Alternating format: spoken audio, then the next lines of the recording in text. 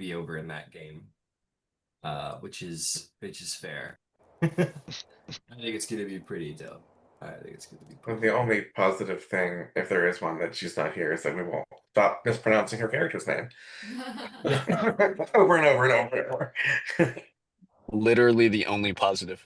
Yeah. All right, so got to screen share. Put on my. I already did the screen share. Great, I'm halfway there. Calendar. Where the fuck are we? Yep. Sorry, we'll be starting in 10 seconds. All right, go. Also, now we only have one woman to offend with the misogyny native to this game. Yeah, but she's a daughter of Zeus, so don't tempt it. Don't. We don't. Hey, I'm not tempting anything. It's the world, man. I'm gonna have Carmen release a statement saying it has nothing to do with the misogyny involved in this. Because as far as I know, it It's doesn't. completely other reasons. It's just being historically accurate. Yeah. Yeah. Shut up. Oh, what are you saying? What are you saying, Derek? That was mocking. I was making fun. Like, well, I actually was making this historically accurate. Nope. Men nope. are the superior gender. Get out. Go. Nope, I never said that. I don't. I know. I never implied that you did. You could set a game up to about 2020 and it would still be the same. Yeah. Yeah. I know. Mm-hmm. You could set it today. Yeah. Yeah. That's just a life simulator at that point. Oh boy. Okay, let's get started. So, last session was very exciting. I specifically loved it. There was so much drama. There was so much, just a little bit of everything. It was fantastic. So, my two children of the great warrior gods, Vasaliki and Romulus. Hello. It's sort of funny. It's like, what would each your god's a god of wisdom. But finding yourself, everyone really played their demigod roles like particularly well. In fact, I want everyone to have inspiration if you don't already have it for last session, because last session was just like everybody was checking their boxes. A riot was to break out, and each person did exactly what their parent would have done. Romulus decided to incite the mob with all fury possible. Thrasius decided to try and bring reason and calm to the masses. Nothing lasts should be built on anger. Vasaliki reached for glory and tried to build unity between her and her brother, between her and Romulus. Whether Vasiliki agrees with Romulus's sort of spontaneity, maybe we'll find out. But nonetheless, was doing some team building, as Zeus is known to do. Dolion used the opportunity to loot as much stuff as possible, and maybe learn some secrets on the sly to do with some of these strange incenses that were kind of pulled from some of the shops. And Candybus, true to being a son of Aphrodite, thought that this was actually kind of boring and went to go get laid. And indeed, that's exactly what happened. But to be more specific, especially on that front, because some interesting things I think were revealed, Candybus made a very good deception of the husband of Medea, of Peleus, and was doing a good enough Aegeus, excuse me, sorry. Was doing a good enough job that Medea pretty much bought it. But unfortunately, Candybus's own physical skills gave him away. Medea had some suspicion, and it seemed to be revealed. But luckily for Candybus, that was only in heightened the excitement of everything for Medea, and the two of them shared a bed. And now Candybus and Medea seem, or maybe a little more Medea, maybe a little more Candybus, I don't know, but they seem to have each other wrapped around their fingers a little bit.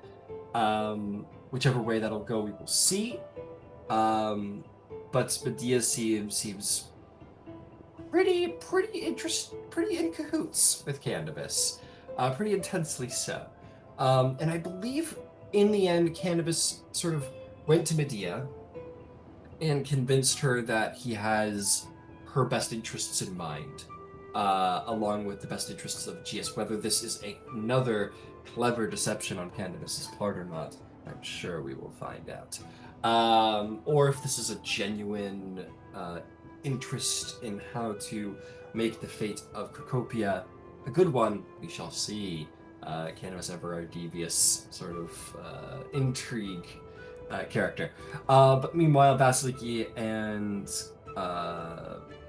Romulus, not Tal, made this go pretty far. Made this whole little riot go pretty far. A lot of people lost their lives. A lot of looting happened in the city, but got all the way to the hill. All the way, well, not the hill. It's a hill technically, but all the way to the hill that led up to the Acropolis. There, you two were full of like, let's go, let's do this. But then turned around to realize that the rest of them didn't share the same stamina as two demigods, and the 20 some odd left people were mostly pooped. The two of them, however, were brought from the city by someone named Alethium, who brought them before an old man who calls himself Harmonia and claimed just to be sort of a foolish old man who gives these young folks, the encouragement to follow their ideals through. But he seems to be a fairly wealthy farmer who owns an olive press and offered the two of them safe harbor for the evening, as their goals definitely aligned with the Sons of Harmonia, the rebels who stand before King Precops. I believe by and large that will summarize the day. And we will pick up the next day. This is your 31st day of traveling together, and I'm gonna say, as you wake up this morning, there's a nip in the air. It's getting pretty brisk. As I said, Persephone had gone away. As of last month, she'd gone away to be with her husband, which means that the seasons are turning. And for the second time in the history of Greece, a nip, in of course the opinion of people who live in Greece. So this nip in the air actually is still very, very hot weather. But you guys are noticing the change in seasons. Nothing that'll require you to bundle up for, but nonetheless, you notice that the seasons are changing. But what is it that you'd all want to do?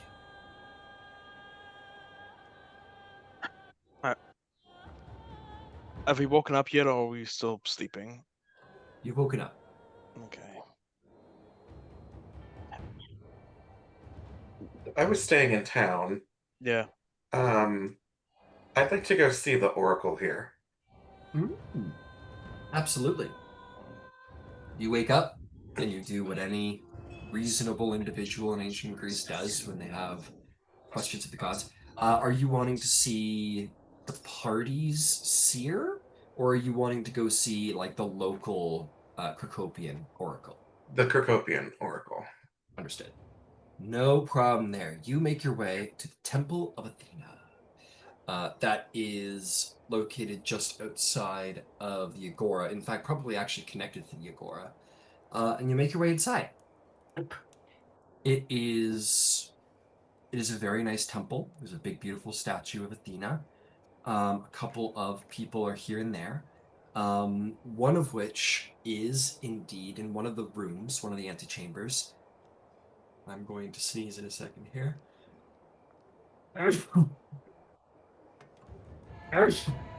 Excuse me. That's it. One of them is indeed the Oracle of Crocopia. and you are going to find a beautiful woman. Head to waist, she seems every ounce a normal woman. But below that, she has a long serpentine body, sort of coils around itself. You also notice her eyes are snake-like. And there's definitely like a sort of mesmerizing serpentine movement to her. But you look into her face and you do see a youth you'd expect of any oracle. Um, and she invites you in kindly. She says, welcome. I believe our halls have not had many occasions to be blessed by such divine blood. Be welcome. Thank you, What is it Seer. that I can do? I come seeking your wise guidance. Yes. Of course you do. Of course you do. What is it that you are wishing to know of? Is it career? Is it your love life? Or perhaps family matters? Uh, Actually, I'm seeking information to help aid this town. Of course you are. Of course you are. Every answer I have gotten about what has perhaps caused your king to act the way he has recently has led to more and more questions. And there's nowhere better to go to seek answers than to an oracle. Of course. So you wish to know of the King Krikops? Let's see, what can I tell you? She says, I will tell you an answer to you. I will answer to you 3 questions of your choosing. And know this, that these questions are not of my own opinion that I'll be answering, of my own knowledge. Consider me a medium. Consider me a pathway to the greater wisdoms beyond even this city, to the gods and their servants themselves. In exchange, I would ask a favor from you, great warrior. You see, one of our priestesses have gone missing, and we much desire to have her return. If you would agree to find her and bring her back to us, so that she may return to her sisters in the fold of Athena's wisdom, I will happily answer these questions. I, of course, will help. Very well. Excellent. Then please, ask your 3 questions. My first question is the king's change in behavior of his own choice, or is there something working against him? You see she as you ask, she'll light some incense around. Or already has, in fact, and the entire interior has grown quite smoky as you would expect it to. And she kind of feels the air almost. Closes her eyes and indeed answers you. She says, there are many forces working against any king, but it is our king indeed. Finds himself battling matters not only political, not only in governance, but indeed the spiritual realm. He is locked in a silent battle. A test of wills.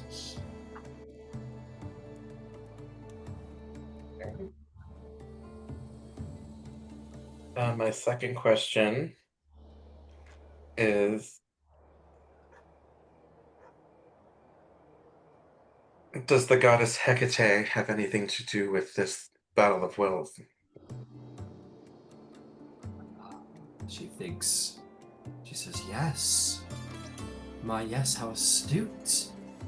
The omens do tell me indeed that Hecate, she is the medium, but she is not the one who plays the hand. Okay.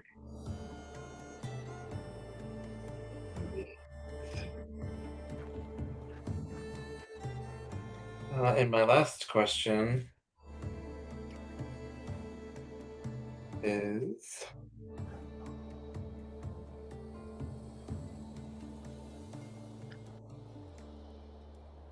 are there any individuals within the city walls that are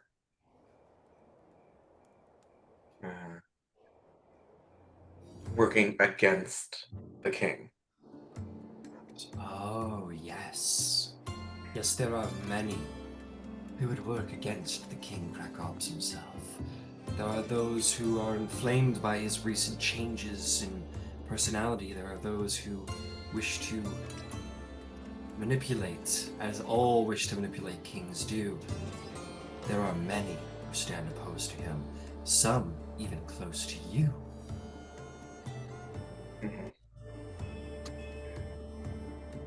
And strangely, eerily almost, it seems that the incense all seems to burn out in this moment. And you know incense to burn quite long, but it only had burned for about a minute and burnt out. Divine energy's thick here as she answered. And she says, "Very well, a deal is done. And I will say this to you. Please find our priestess, as you have agreed. And should you succeed, there may indeed be a divine boon awaiting for your heroism." I will do my absolute best. May I ask about this priestess? So, when she was last seen? Of course. She disappeared about a week ago, under the cover of night. She was last tending these halls. Do not know if she was kidnapped from the temple itself, or when she was returning home. We suspect when she was returning home, or the wrath of Athena would surely have been called upon.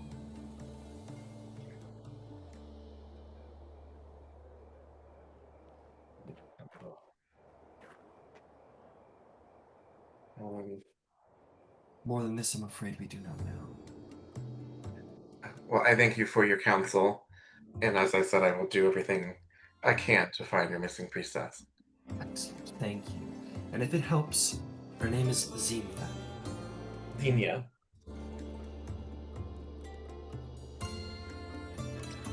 Thank you, Oracle. And she will sort of bow to you gracefully, and you may continue with your day as you step out into the agora, which is still kind of being put back together. Excellent. Who else, as you awaken, has things they'd like to do? Do. All right, Vasaliki, you awaken on the olive press. Oh, you awaken to like a pretty cool breakfast. This is like fresh olive oil, like fresh off of the Procopian press. And yeah, there's like there's some goat cheese and like some fruits and vegetables, and like some crackers to go with your olive oil, and a little balsamic vinegar. It's not a bad breakfast. Yeah, that's great. I graciously thank my hosts for allowing me to bed down for the night and seek refuge here. I want to find Alethion. I believe he was the one that offered to go round up the rest of the party. Yeah, you go find the old man. He is around the property, kind of craned over. Over his he has a stave, like a walking stave, basically. He makes his way around the property, sort of like running the business, and probably has been up longer than you have. You approach him, and he goes, looks up at you, as he's just an old man. You're the demigod, and he goes, "Oh, good morning, great Vasaliki, will of Zeus." And he struggles to bow to you, but he does, and he says, "What is it that I could do for you this morning? I hope your breakfast was up to your mighty standards." Yes, absolutely. The hospitality I've received has been nothing but exquisite, and your people have treated me well. I'm most grateful. I did want to take you up on your offer last night. I thought it was Aletheon that authored. Maybe it was Cologne. I don't know. Oh, it could be either one. Okay. We can say you're talking to Aletheon. He said he would, but it doesn't matter. Okay. Never mind. You're talking to Aletheon, who bows to you as well, and he's like Okay. carrying a big jug of something. Like he's an actively works here on the farm where the olive press you see is. He puts it down. And he goes, "Were you hoping for me to go find your party members? I'm ready to go do that if you want." Yes, that would be very helpful. We've discovered some information we'd like to share with them, and we're stronger together. So, yes, that would be most helpful. Okay, I will get the boys together, and we'll go see if we can hunt them down. It might take a little while, but we'll find them. Great, and she'll tell them where Candybus was staying because she's aware of that, but I don't think she'd know where the others are. Where's Candybus staying? Wasn't he at the nicer tavern? Right. Vasaliki stayed there too. Yep. It was absolutely. We'll take a look around. Thank you. It helps. It'll help us get there faster. Romulos walks around the corner and he says, "But be wary of our Minotaur companion. I am not quite sure where his allegiances lie as of now." He'll look back to Vasiliki. He says, "Should I summon him as well?"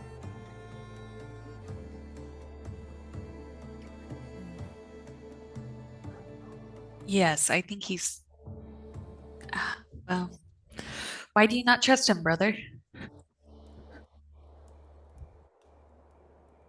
Where, for one, he actively opposed me on many occasions.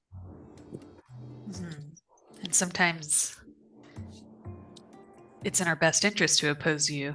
And she'll kind of smile. It is in no one's better interest to oppose me. Yes, brother, of course. Well, perhaps we don't bring them here then. Perhaps we meet up with the party in the city in a safe location. I can, perhaps that is best, yes. This is where our leader lives. If you do not trust this Minotaur, then perhaps it is best. I can still help find them all for you and bring them to a location you wish. Perhaps the Agora is maybe public for you too, but I can help you to get back into the city. And I can have them meet you at the location you desire. That would be very helpful. Would be best, yes. All right. I would very much like not to be... I would very much not like to be a tool in the uncovering of this location. I appreciate that. Okay, whenever you're ready, I can help you all get to the city, and then I will rally your allies. Perfect. Might I have a private word with my brother first? Of course. I need to get a couple of the lads together anyway. So, whenever you're ready, and he will need to go corral some individuals. Romulus, might you have a moment for a word? I always have a moment for my sister. Well, thank you. I would never say this in front of our comrades or the people that we fought alongside, but it is in my heart, and I must say it. I am confused by your actions yesterday. We had a plan that we would put down the riot once it started, and then you kept leading it, and I trusted you, brother, but the riot didn't go anywhere. We could barely even make it up a hill, and I want to understand where your head's at, and that that there's strategy behind that war cry.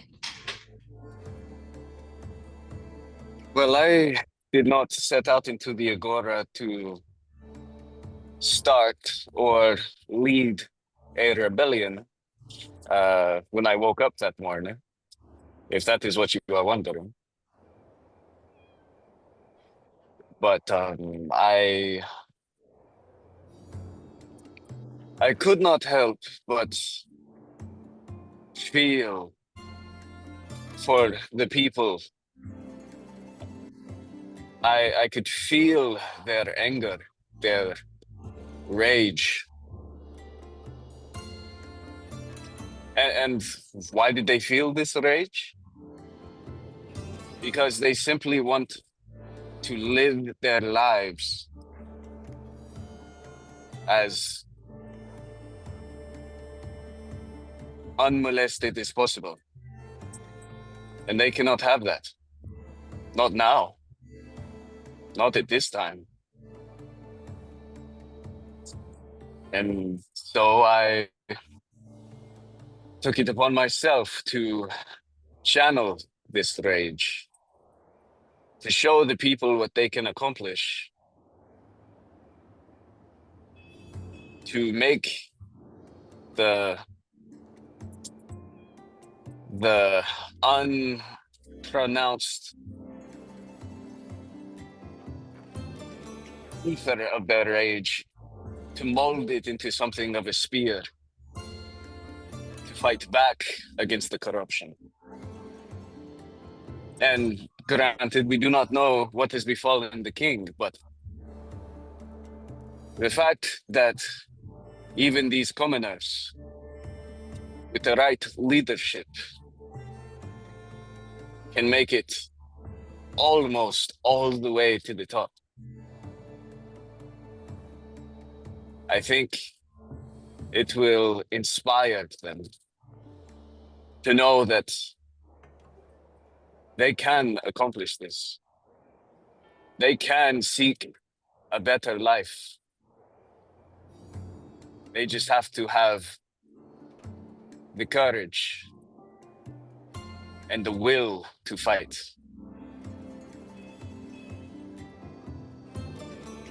Well, what's left of them anyway. We lost many yesterday in the riot, but I am, my heart is lightened to hear your intentions are pure. I want the same thing. I want to right the wrongs in the city and figure out what's going on with Krokops and potentially displace him if he's not the right ruler, as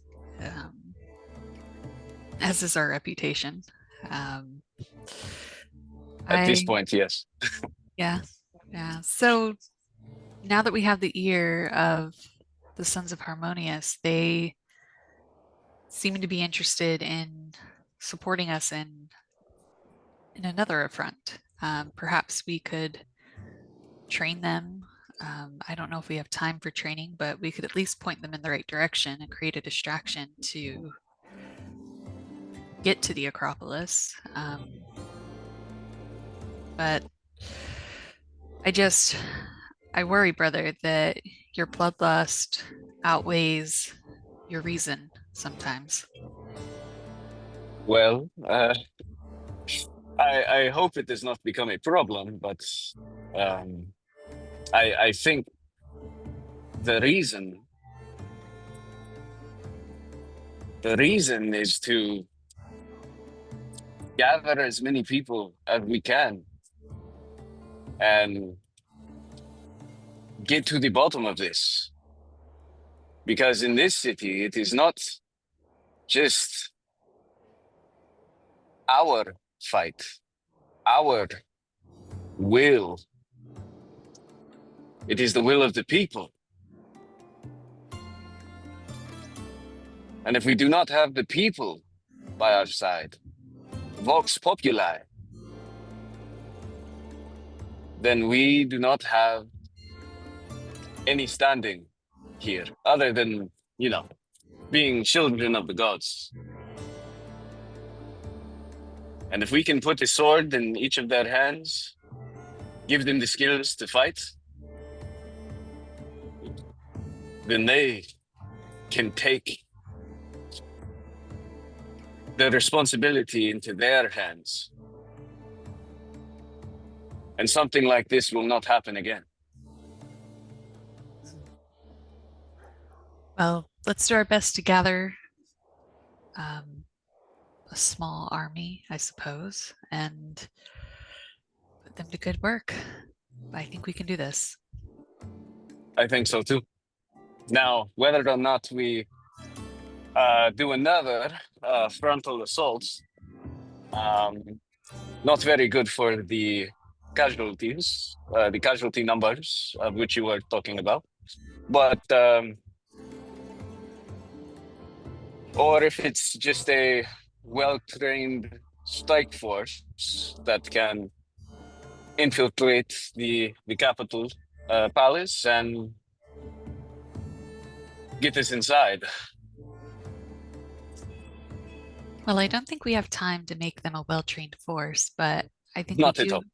No, but I do think we have time to create a distraction that lures the guards away from the Acropolis and allows us entry. That is something we could pull off, I think. And if need be, even if they are not well trained, we can at least teach them to form a strong phalanx. If you put enough bodies behind the shield, it will eventually become impenetrable, at least for a time. Well, it sounds like we have ourselves a plan. We just need the party together to commiserate, and I think we can get to work. He'll put a hand on your shoulder and have a solemn look on his face. Vasaliki, I just want you to know that I greatly appreciate that you stood with me yesterday. I know that my intentions were hard to understand, but it seems that if I can count on anyone, I can count on my sister by mortal blood. That's right. I count you as family, and I'm honored to stand next to you in battle. I wish for nothing more. And This brings me great happiness, sister. she'll smile at you and put her hand on top of your hand, kind of give it a little squeeze, and kind of with a nod now, like kind of straightening up. It's time for us to get to work. You guys look off to the side to see Altheon and like the 5 other guys who's rallied all standing there watching you two like demigods like have council, like their hair is like in the wind, going like whoa. They also have a billowing cloak too, I think. So that shit's just yeah. There's like there's no there's theater here. There's no TV or whatever, right? So like you 6 foot tall fucking demigods being like, I'm glad I can stand beside you, sister. Because you are my family, brother. They're like, whoa. This is crazy. They go, oh, sorry. I was just I'm ready to show you to the city if you are didn't be too intrude, if you're ready to go. Alright, so right this way. And they will essentially show you to one of their many little nooks and crannies, secret entrances into the city. They probably just show you back to the one that they are aware of. And they will say, well, I will leave it to you. Would you like to remain just outside the city walls and we can go through the crack and summon them here? Or would you like to go sneak to a tavern? Where would you like us to rally your allies to? Do you have any disguises? He looks up at your 6 foot tall fucking. No, I mean not You could for be a tree. someone of your. So what was it? What was So that? you could be a tree. Yeah. He goes, not for someone of your great stature, I'm afraid, son of Ares. Oh, come on! I can wear a cloak and bend over like an old decrepit old man. You know. Okay, we could find you. We could try. I think we've got a cloak here. We could give you that. It may only go down to about your knees, but Double XL your in Greek very sizes. your very well formed calf muscles might give you away. Oh yes. Do we have they're like undergarments but like longer? What are undergarments? Like the little sashes we wear around areas. They blink at you. You mean a toga? Like a That could work. I think I know what you mean. Just something to cover my legs. Sure. Getting a bit nippy. And they hand you like what they've got, which is like basically like a really thick sheet at the end of the day. Yeah, unfortunately fashion is Well, Vasaliki's not gonna try to disguise herself. She still has her shield, spear, javelin of lightning. I don't know how you disguise that, so yeah. I'll just try to hide it under the cloak. I don't know. Yeah, Romulus is like, but he's like this 6 foot tall fucking demigod. Like he's got shoulders. Probably closer to like 6 feet when bending over. I don't know. That's still by ancient Greek standards. That's a giant, my friend. They're like 5'5" on average back then. So you're still like a giant to them, and they're and you also have shoulders like a fucking. So they're it could pass as something. And they make their way to the city. Why don't you two roll me stealth checks? Not a high DC, just to kind of dodge the guards and get to the tower. If that's what you want. well, I got an 8. Oh. What about you, Romulus?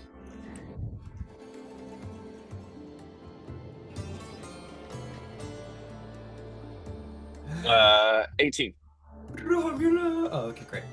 18. I'll say 18 is pretty great. I set the DC at 10. I'll say the 18 comp. They're like, hey, you! Suspect is running! Tall, beautiful woman! And Romulus just like appears from the darkness and just grabs him by the head and bashes him against the wall and drops him on the ground. You guys make off and you're fine.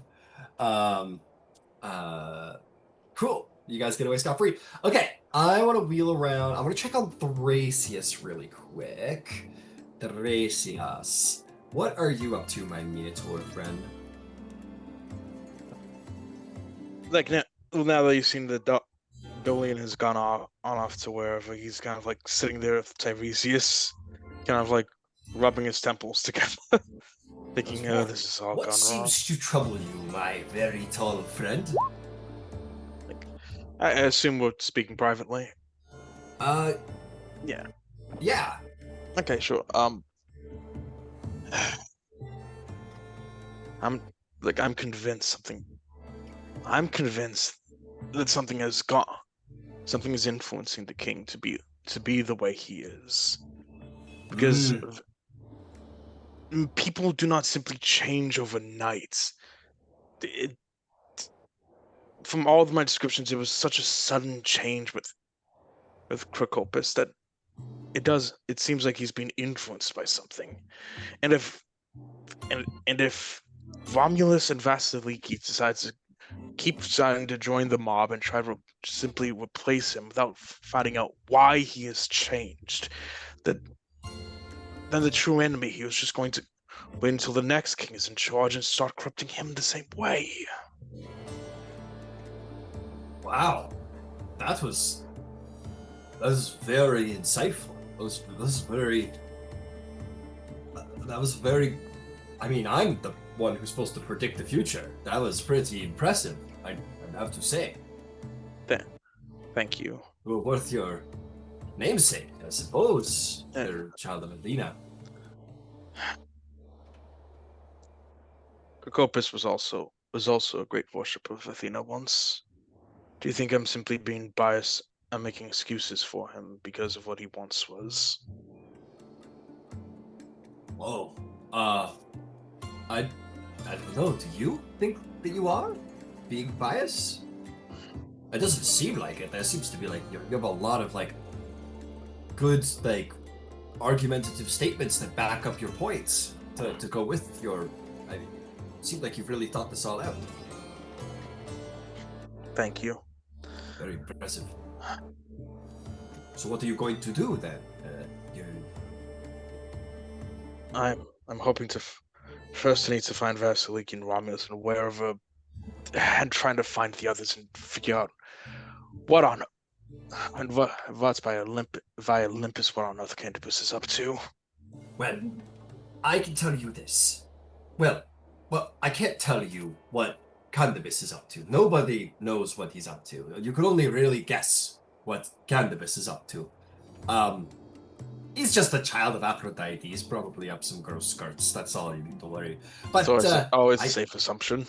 But I am not as wise as you, Thrasius. But I can literally see the future sometimes. So I'll tell you this: eat your breakfast, enjoy the morning here. Something tells me what you're seeking will find you. You will not have to wait long. Perhaps. Will you be safe like, here? For sure. Like I looked into the future and like. Okay, you stay here, you'll be pleased to find what you're. All right. Would you be safe here if I needed to leave? Oh sure, nobody cares about blind men unless they want to rob them, and I don't have anything. So. Do you have enough to stay here? No. I had enough for last night. How much do you need? Have a little more money.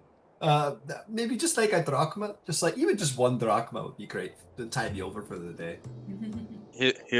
I will give him a drachma. Ah, thank you. Yes. For my services rendered, of course. And before I leave, can I get one prophecy about what Cacopus's fate might be? Cacopus's fate. He thinks, and he kind of stares errantly to the sky despite his blindfold. It's like he's looking into something you cannot see. He says, I shall tell you this, Thrasius. His days as king, no matter how events transpire, are numbered. Whether it be in an honorable way or not, the king will not sit on his throne for much longer. Change is coming, whether by his hand or someone else's. Too much has happened, I think. Too much has happened in this city to allow him to sit on that throne with grace. It is simply a matter of how he exits that throne at this point. I suppose I'll have to join the whirlwind, not stop fighting against it. You seem wise, my friends. You think some foul play is happening? Pursue that. Trust your instincts. You are the goddamn son of Athena. If anyone has a good idea of what to do next, it's you. I'll heed your advice and stay here. Hopefully they just walk in hopefully the twins will just walk through the door.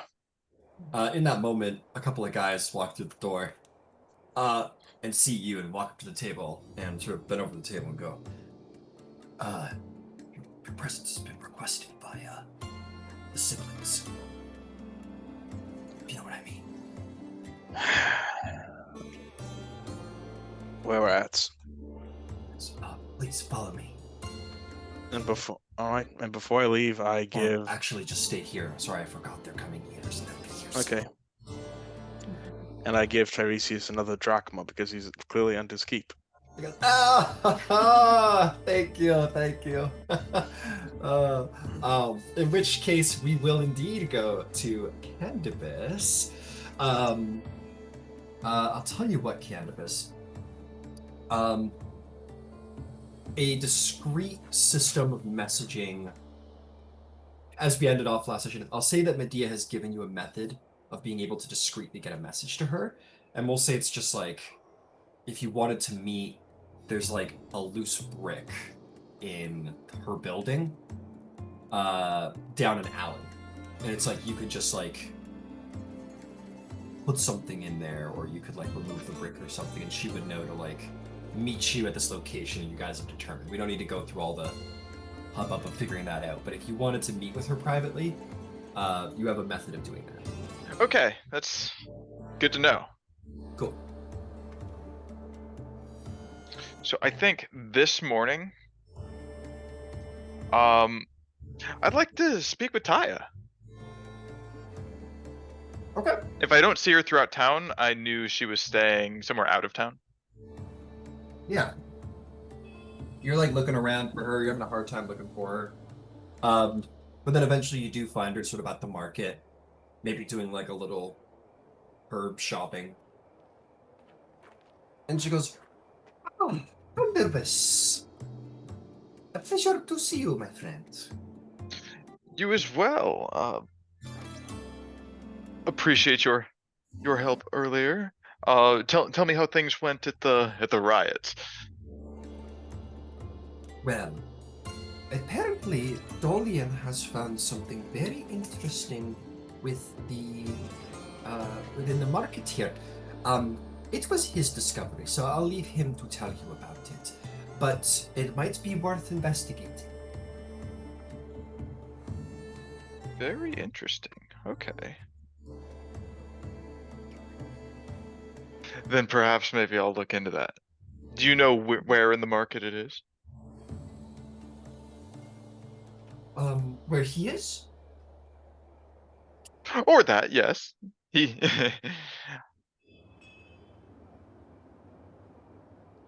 She actually points, goes, "Oh, there he is now." And she'll point to Dolion, who is exiting the temple of Athena at that moment. Oh, Dolion. Candybus. I trust things went well for you at the riots. Things went a little sideways there. Well, you know, chaos creates quite the opportunity for my particular skills. I'm told you found something very interesting. Many things, actually. I've just learned some additional things, too. There seems to be some worshippers of Hecate that are possibly the cause of the state of the city as we see it, and the king. No. I don't have all the information, and it seems like perhaps the goddess herself has not intervened, but her worshippers are the cause, whether or not she is involved directly or not. That's Very interesting. odd incense that is only used by her followers.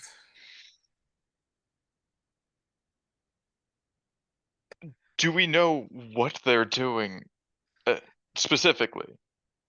I don't, but the information I have about the incense is that it's generally used for. Uh-oh.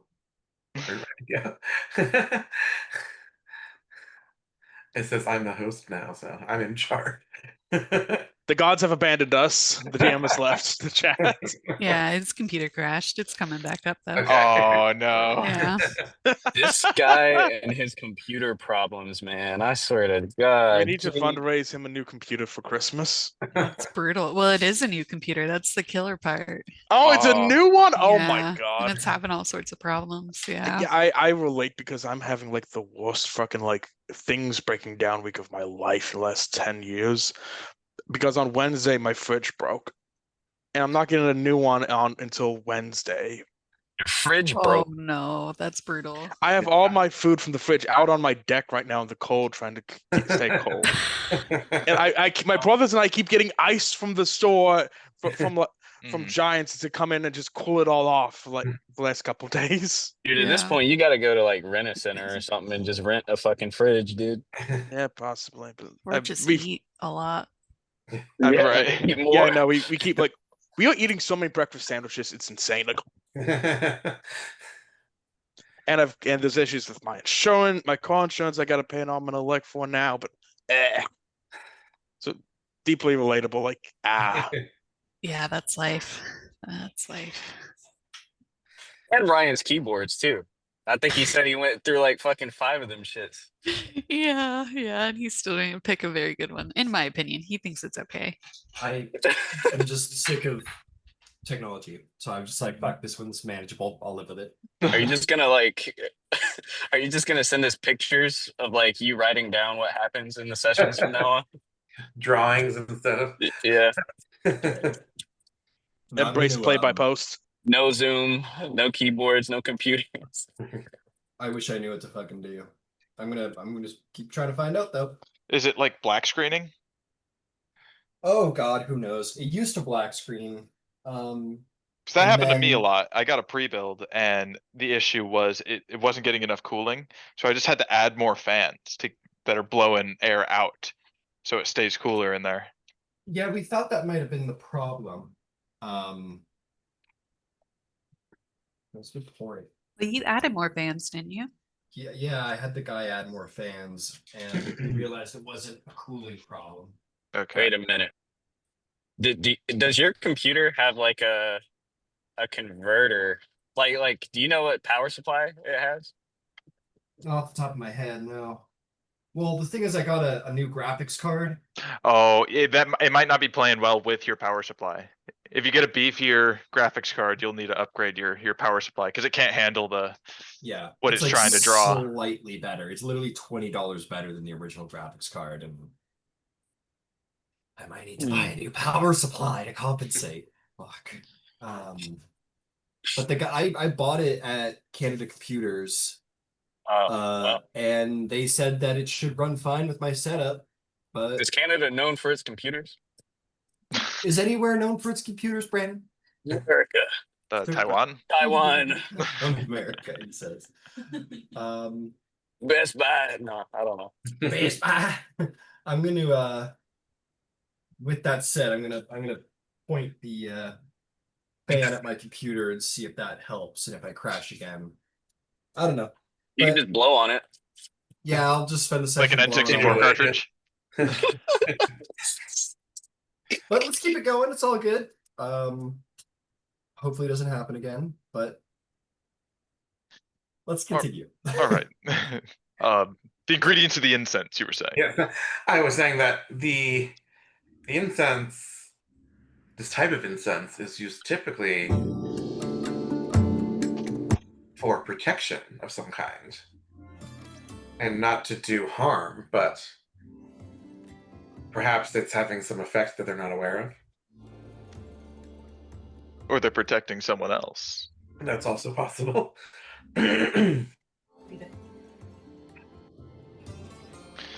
Well then, we should look into that.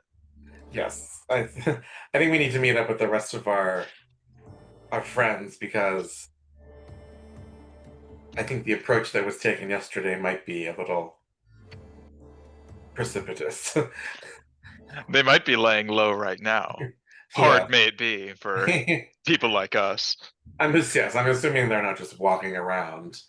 Although I don't imagine they'd meet much or anyone that could cause them much of a problem.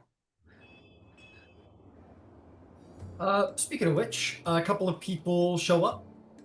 A couple sort of young guys show up, and sort of quietly approach your group and say, apologies for interrupting your discourse, but we have been asked to find you on behalf of the two siblings who are so well known in the city now these days. They request a meeting. So formal. or particularly informal and clandestine, in fact. But yes, and they'll give you the location of your tavern, and be like, yes, they shall be awaiting you there. Do not tarry. And they will, casually as can be, sort of return back into the market.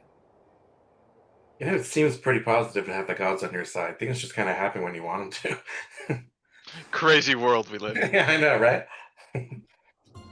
Suppose we should follow this guy and see what the rest of our friends have to say. Not too close. Don't want to make it seem suspicious. Right. All right, yeah, well, I'll head down there. Yeah, me too. Okay, you guys head down there, and certainly, the party will find itself all coming together. Vasaliki, and I'm just gonna say Vasaliki and Romulus, you guys show up. Or I'll tell you what, you kind of wait outside in the alley, and then you see Candybus, Taya, and Dolion enter the tavern, and your companions will give you guys the nod that should be everybody united in the tavern, and you guys can enter. They tell you that they've already talked to the tavern owner, who that they're a little bit in cahoots with, and should be able to ensure that you have this meeting without any issues. So you guys enter the tavern. It's a real sort of like, not to be too crazy about it, but it's definitely got vibes like Godfather-esque, where the mafia boss is like eating in the restaurant and everybody's, the cops don't worry about it, basically. So that's you guys. You guys are having like a private meeting in the middle of a restaurant that will not be disturbed. Forget about it. Forget about it. So by all means, take it away.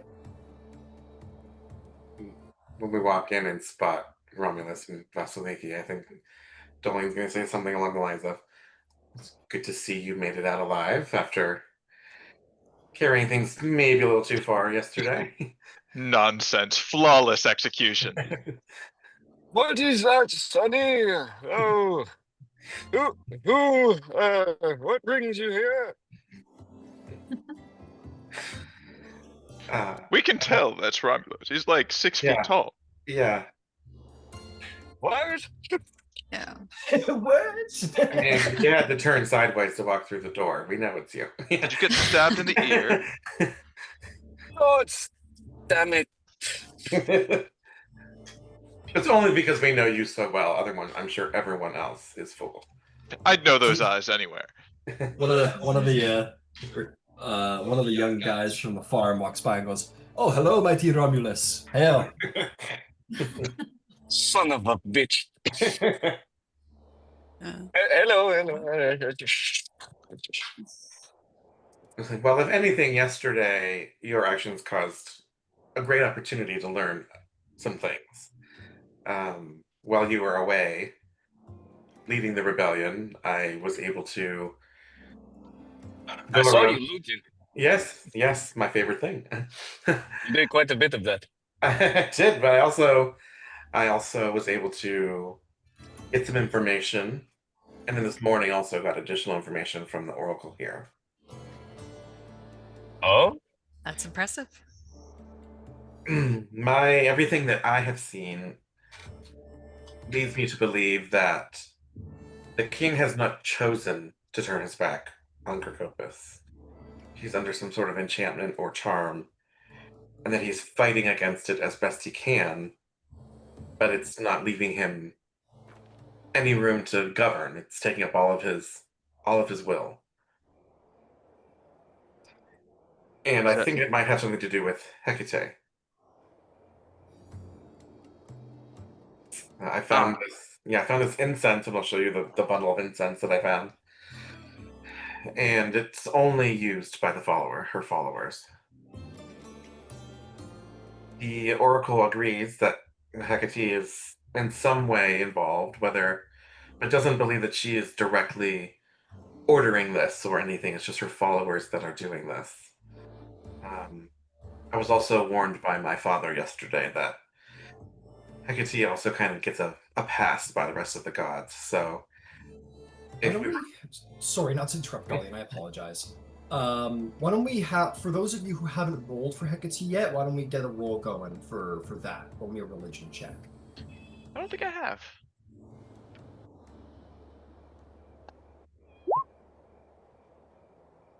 Wow, I rolled a natural 19 for a total of 18.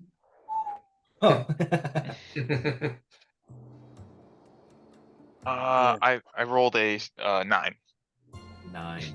Yeah, 13. 13. Candybus, I you're... Oh, go oh ahead. shit, sorry. No, go ahead.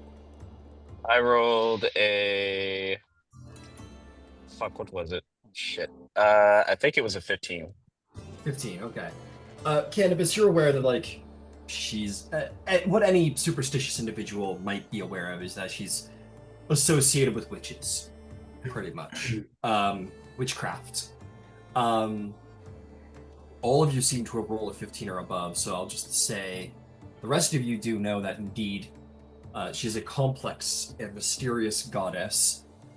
She's one of the Chthonian goddesses, so she resides in the underworld, but she is unusually considered powerful but independent of the rest of the Olympians and as Dolion so aptly pointed out, by the will of Zeus. She has been granted her independence by Zeus and is honored by Zeus, and so no one can really get in the way of that. She does have allies and she does have enemies on Olympus, like anybody. But her ends and her means are of a magnificent mystery, and she is often called to by young women to be granted great powers of witchcraft and sorcery to frankly do whatever they want. A lot of people think Hecate is an evil goddess because of this, but she's the goddess of magic, and again, very mysterious. It's hard to know her true intentions. She's also largely considered to be somewhat associated with the Fates because she often appears Mother Maiden Crone as well. That is what I will give to all the rest of you. My apologies, Dalton. Please Yeah, continue. not at all. So I'll just continue and say, so while I understand that it may be in your nature, Romulus, and somewhat in your nature too, Vasaliki, to fight, which is understandable, I think there may be something going on here that is affecting the king and his choices that is outside of his control. So while we were hearing that he has been tyrannical of late, I don't think it's his choice to be so. Everything. Dolion, I wish to thank you for this. Because this confirms everything I've been suspecting. And I share with the group my thoughts about, like, this is a very sudden change. Like, previously he was very upstanding and honorable, very very very loyal and honorable in worshipping of Athena and everything, and suddenly this sudden change doesn't just happen to somebody overnight unless something was affecting him. So I thought there was something affecting him, and if Crocopus's reign is coming to an end, if we do not find out what is affecting him, it's just going to move its way on to the next ruler. Unless I agree with you, unless it is the being done at the behest of the possible next ruler, or on his behalf. Vasaliki, no wait, yeah, I wouldn't know any of that. Do we think this might be connected to this priestess of Athena going missing? Maybe. Priestess of Athena going missing? Yes, I was asked by the oracle, in compensation for the information I was provided, to find a missing priestess. Her name is Xenia. She's been missing for a week, and they are quite worried about her.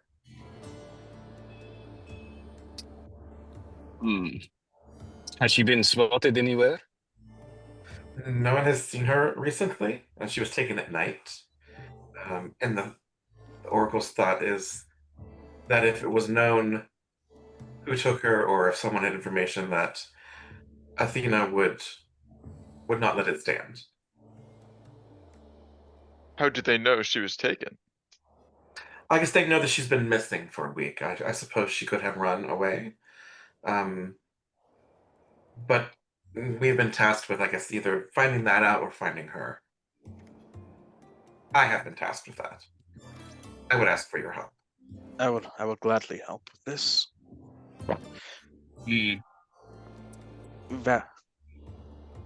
Romulus, yes.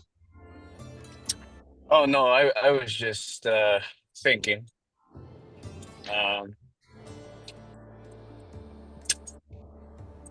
It's interesting how events all come together, I guess. Very strange. Well, Romulus and I have a plan, because it seems the epicenter of where these mysterious things are happening is coming from the Acropolis, and we need to get in front of Krukops. So we propose a plan. We've earned the fervor of a few men here, and with some training, they might be able to create a distraction for us that leads the guards away from the Acropolis and allows us entry. I th-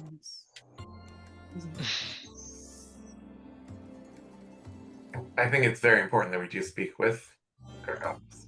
I think sneaking into the Acropolis might be too soon for that exact plan. But if we were able to find this Priestess of Athena, it might give us a reason to a justification for us to meet with Kropus. Why would he be inclined to? We've did a great job for the city. We could. He was once a worshipper of Athena. At least Aegis could arrange it, perhaps. Well, I suspect she defected to Hecate. I mean, that would be worth finding out as well. It's best to find if we overthrow Kropus too quickly without finding out the source of the troubles, they'll just go back in the shadows and come back out later on. We can make this a plan A and plan B thing. Do you, Vasaliki, need time to prepare these individuals to make this distraction worthwhile? That's right, yes. And hopefully collect some more participants as well. It's not just going to be you punching people in the mouth again, is it? Well, it might. But the thing that I think is noteworthy is the people have gotten a taste of fighting against tyranny themselves, and they see what they can accomplish. I think that many people of the city, those that fought and survived and those that did not fight, I think they would be more inclined to join the Sons of Harmonia. Are you confident that so the Sons of Harmonia wish to overthrow the king, correct? They wish to see who they perceive as a tyrant removed so that the city can continue to flourish and grow as it once did. This Harmonia, what makes you so sure that he's not the one pulling the strings behind all this? I mean, I suppose he could. But I doubt it. He's a man of the people, and I don't get the impression he was deceitful in any way. Nor did he give off the opinion or the essence that he would like to rule in place of the king. As a matter of fact, he seems little more than an enabler. He takes these opinions of his and validates these young minds to fight back, to fight for what is right. Let's. No one should have to live underneath the rule of a tyrant, but summarily removing a ruler without any reason makes us the tyrants. Well, we have reason. More to the point, I'm not convinced Cropus is a tyrant, at least of his own will. We seem to believe, inclined to believe, that he is a victim of all this. Well, that may be true, but going back to Dolion's point and yours, if it is taking most of his will to fight back against this influence from outside forces, and it takes away from his ability to lead, then by that definition, is he not an incapable ruler? Sure, we can find the root cause of this influence, but that does not take away from the fact that he is unable to sustain his city and himself. Yes, he's demonstrated unsustainable weakness, and a king must be strong, a ruler must be strong and lead their people with decision. And he's unable to do so right now. So perhaps it's worth restoring him, but perhaps not. We must be ready for both outcomes. We should at the very least meet the snake man first. Yes. Let's try and I would propose we focus on finding this lost priestess first and trying to uncover what we can. If we succeed, we could roll that into perhaps an opportunity to meet with the king. Yeah, I mean, perhaps we can work on separate fronts at the same time. Yes, and when your diplomacy doesn't work, Romulus and I will come in and have more success, I'm sure. It's not Romulus smiles diplomacy. from under his hood. I do not shy away from a fight either. It's just that it seems like something is going on that makes sense to understand. If the king needs to be removed, then the king needs to be removed. But I think we should do it for the right reason and know why we're doing it, and hope that the next ruler will not be subject to the same influences that this current one is. Very true. Yes. I cannot shake that I think that Medea has something to do with this. I just cannot get that out of my mind. I know it's all circumstance and there's no evidence that she has done anything directly, but her husband serves or has the greatest benefit. If the current king is no longer the king, he will be the king, and she will be the queen. Right. What did we find out about Medea? Candybus? I look at Candybus. Well, she's a very lovely lady. Of course she is. So you fucked her. Oh yes. No. That's it. He said yes. Nonsense. Okay, maybe a little. Of course, I knew it. Does But she? yes, she's a very charming lady. I think very capable. That's for sure. Capable of what? Of whatever she wants. Did you get whatever she wanted out of you? I sure hope so. Who wouldn't want to be queen? So perhaps she does have ambitions beyond her station. It's worth keeping an eye on. Who does not? I do. I will also say that the Oracle. The Oracle also mentioned that there are people within this city working against the king. Mm.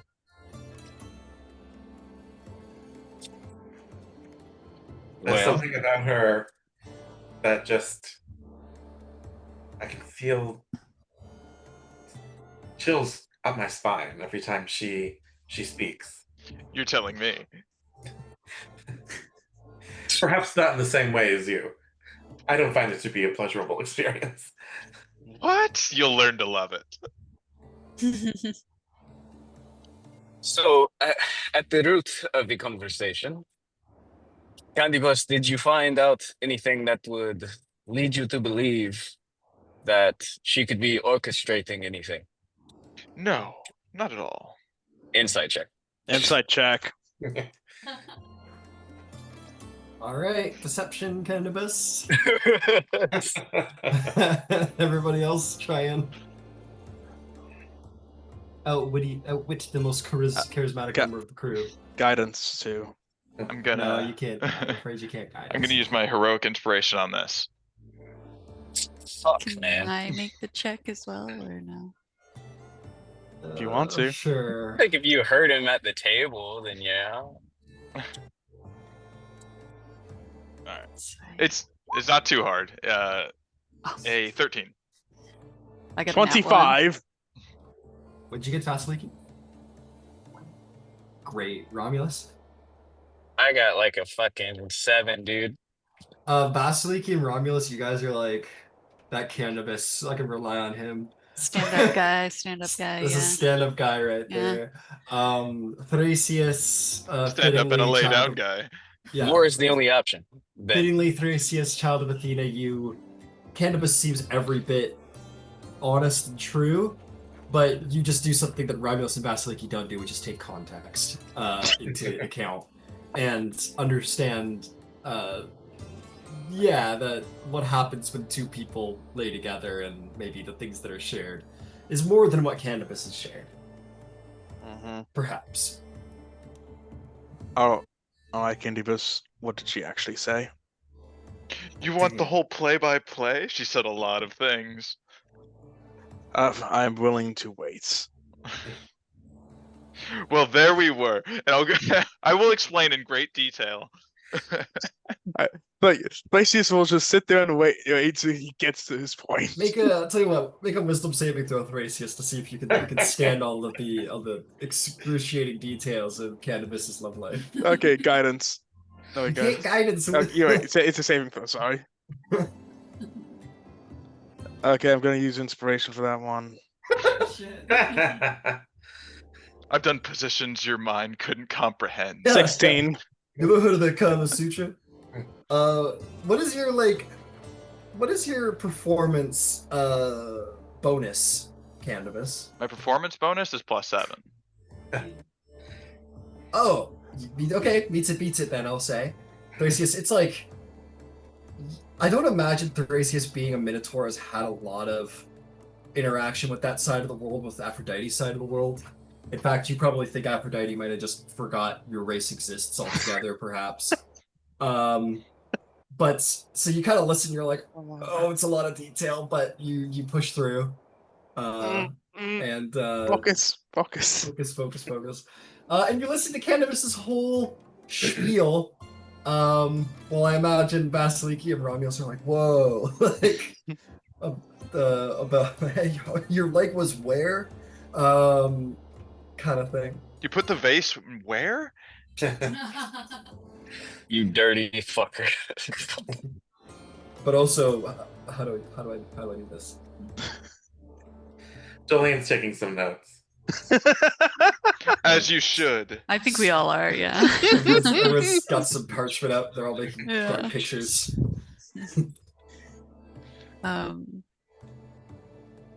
So our plan of action then, if we're done with all that. It feels like, and you put, Everyone and tucks final, away their- and what, their and session so what notes. did she say, Candybus, at the end? Did she like tell me anything? No, not really.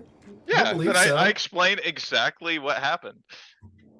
So you guys get the full rundown of, how he attempted to deceive Medea, and she found out by kissing him, and apparently that intrigued her, and the two of them shared their bed. And basically, it seemed like Medea was doing what she could to get Candybus to protect her, and see to it that her husband reaches his throne.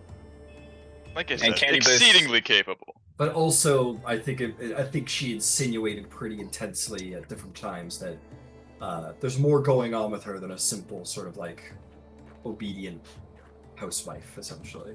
Right. And that goes for all of us. And that she would be either willing or capable of making sure that her husband gets the throne or Candybus at several points during that conversation. Above table, of course. If I think Candybus, you said you'd share everything, and Yeah. I I think so. Essentially, Candybus said that he thought it was in the best interest of, or told her anyway, that it was in the best interest of Crocopia that her husband get to his throne and would support the couple. And she was very pleased by this, and she very much liked that. You should have seen the look on her face.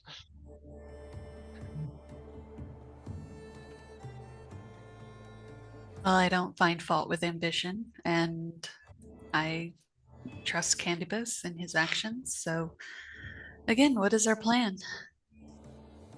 I propose first we try finding the priestess, and that might lead us to the cult of Hecate here. And do we assume that finding this priestess will give us audience with the king that does not want audience with anyone? It might certainly help. We could leverage it. Wow. And that's why you and I, Romulus, have Plan B going on in the background. We Plan B means better. Yeah, better. we collect more men and train them and take that route if needed. As it was done in millenniums past.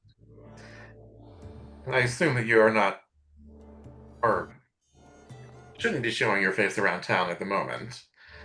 I'm not. I'm clearly in a disguise. No, so should perhaps the rest of us look for this priestess? Yes. Would you go about your business as well? I think that might be for best. Vasaliki and Romulus are currently fugitives from justice at the moment. Fugitives from tyranny. Jenny, tomato. At the moment, at least. Yes, if the potato is a fucking snake lord ruling with an iron fist. Like, he was really good until recently. Okay, let's just get folk working on it.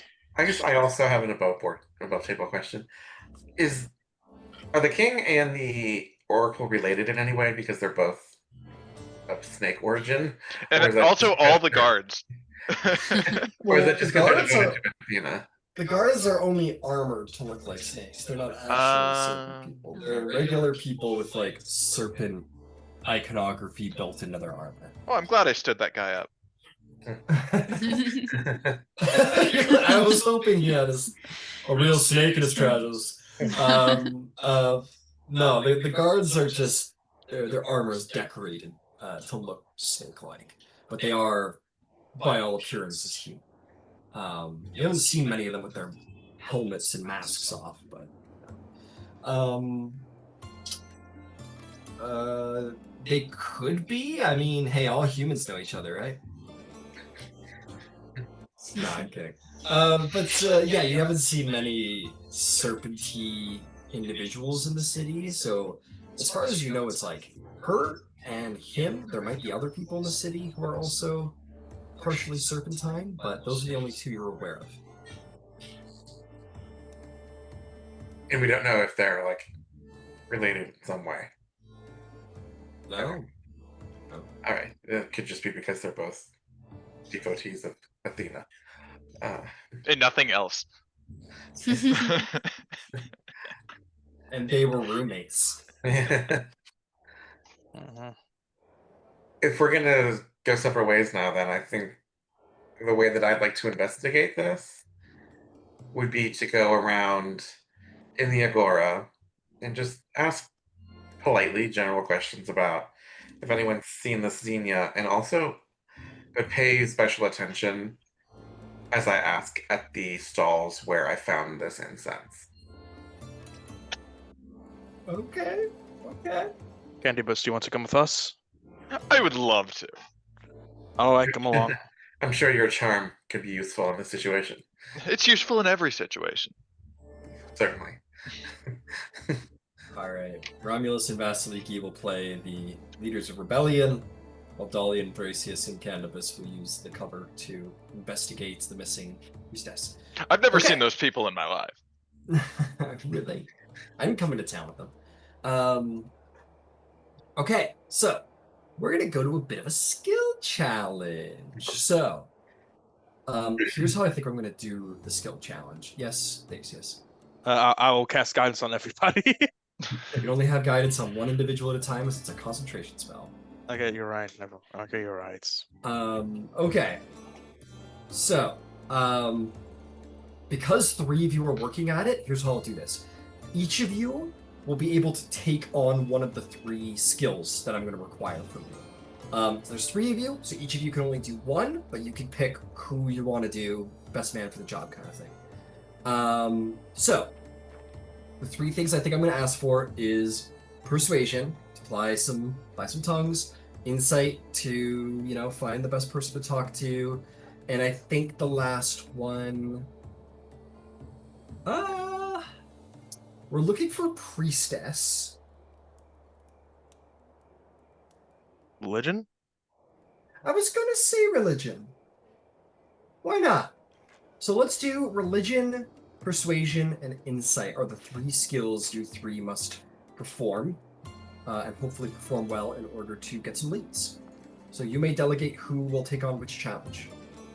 Of those 3, I'm my highest is insight.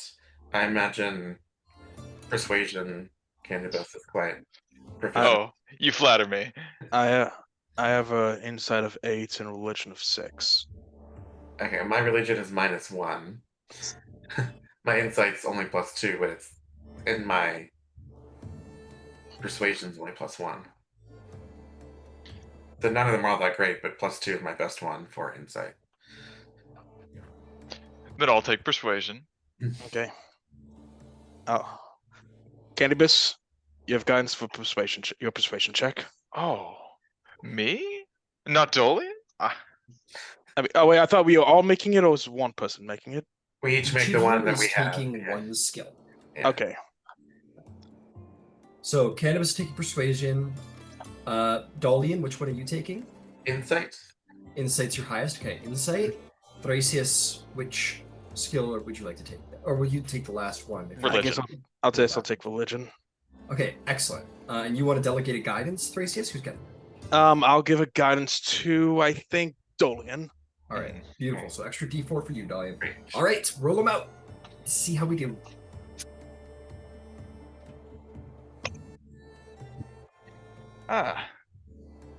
Really not knocking them out of the park today. Let's see, that's 13. Very nice. 13. Who else? I got a 9. 9. Oh, zoinks. How'd you do there, Thrasius? 8. 8. All right, we'll see how this goes. This might take a little. It might take a minute. But we'll get back to you guys as you're trying to figure it out. Yeah. So Dolion and Thrasius are kind of. Candybus, you're charming everyone you get near, but Dolion and Thrasius are having troubles between them deciding who are the best people to talk to. Essentially, You talk to the hot ones. Jeez. Yeah, I've been tell them telling about you. the hot ones, and they're like, Beauty is in the eye of the sure. beholder, Candybus. Where? The beholder where? All right, fantastic. I'm kidding. They're not here. All right, we'll come back to you guys in a minute. Romulus and Vasaliki, what are your plans for today?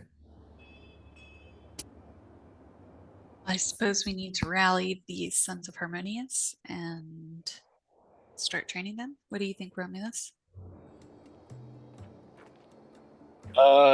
Yes, I think that would be a great way to start.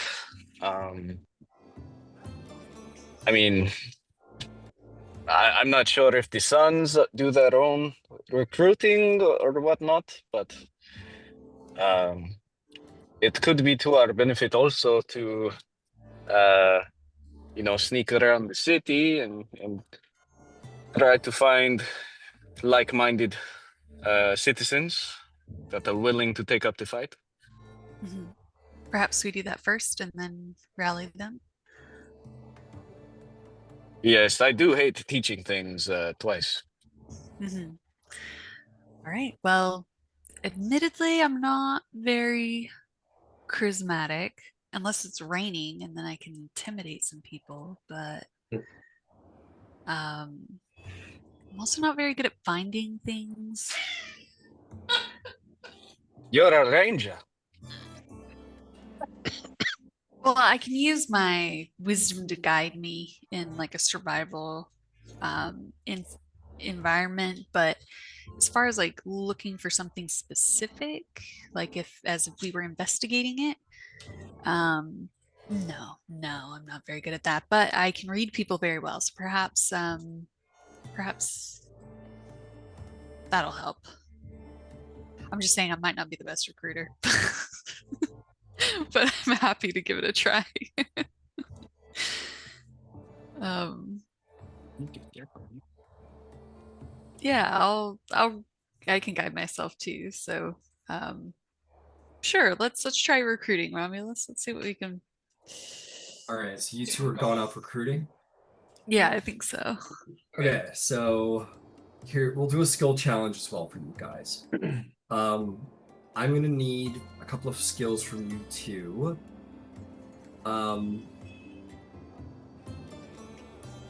I think how we'll do this is,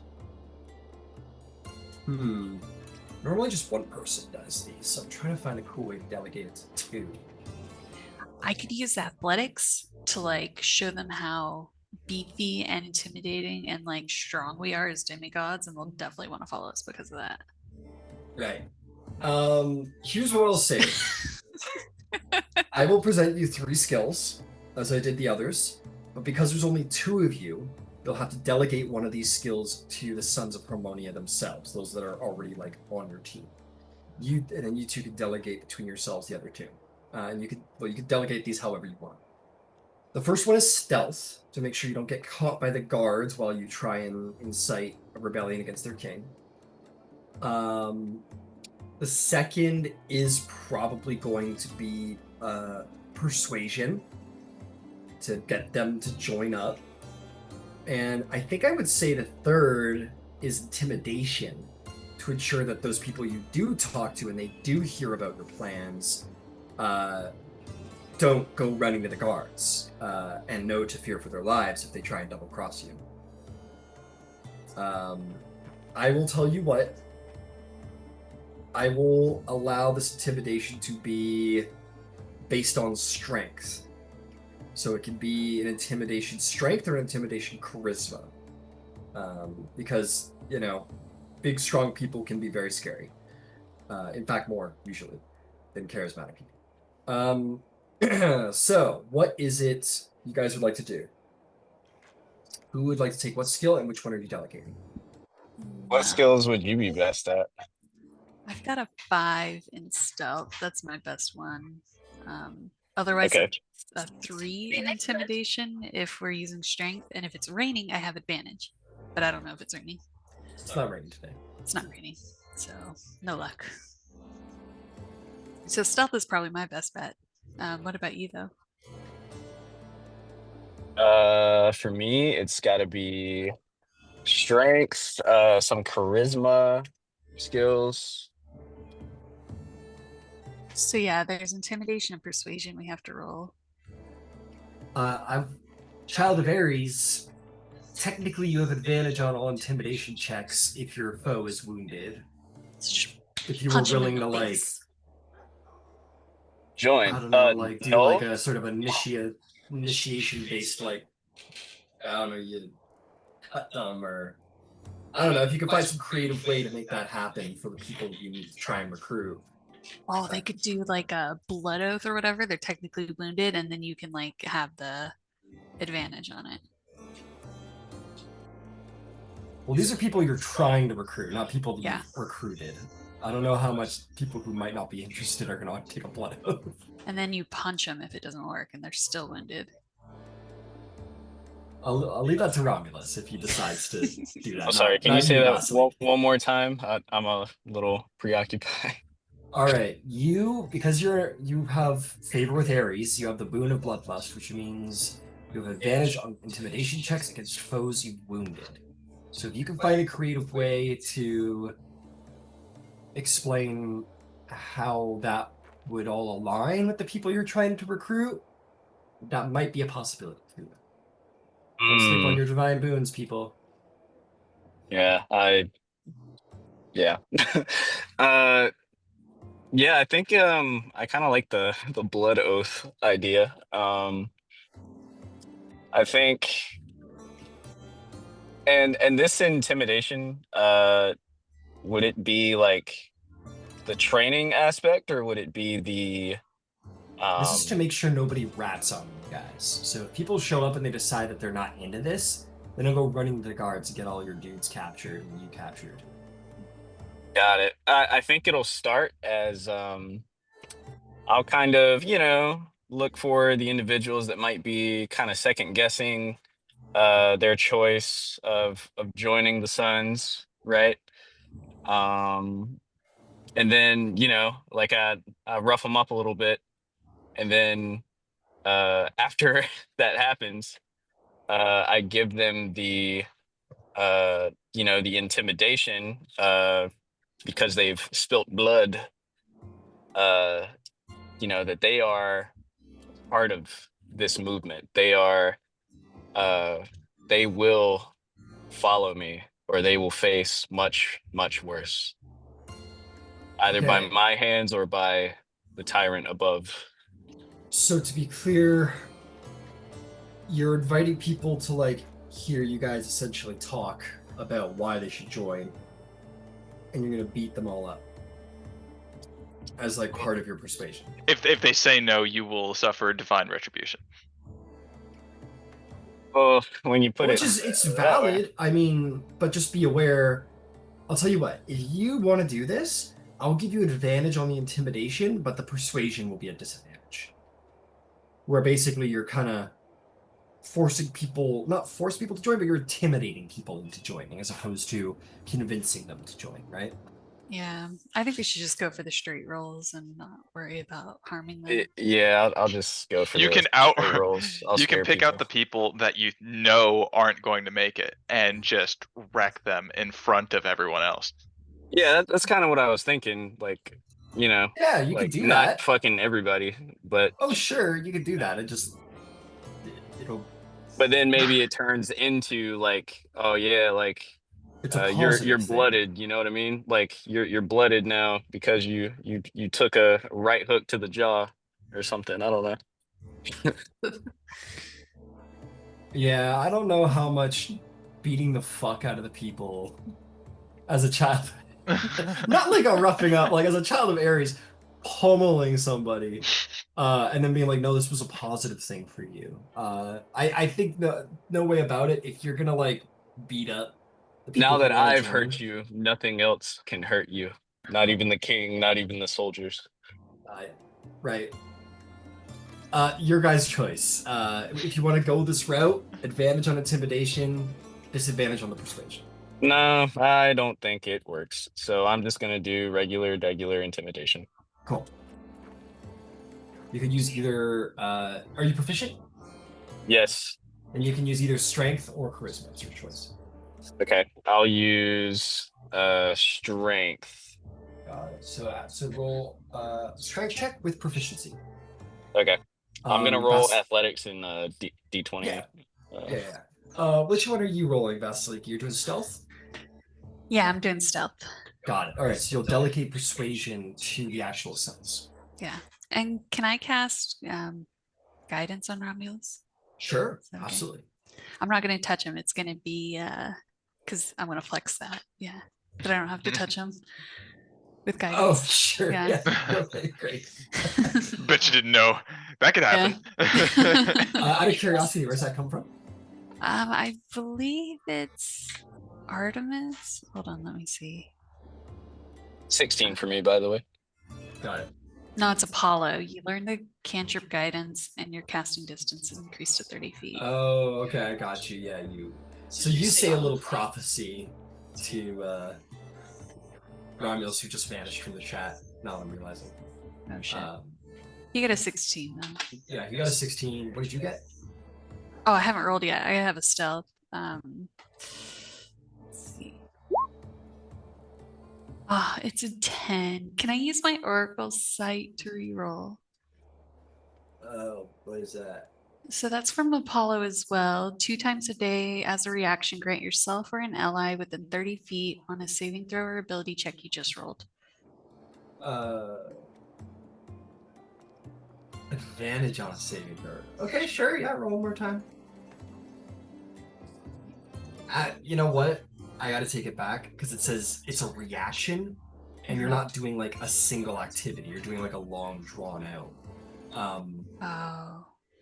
activity as opposed to like something you're doing in the moment. You know what I mean?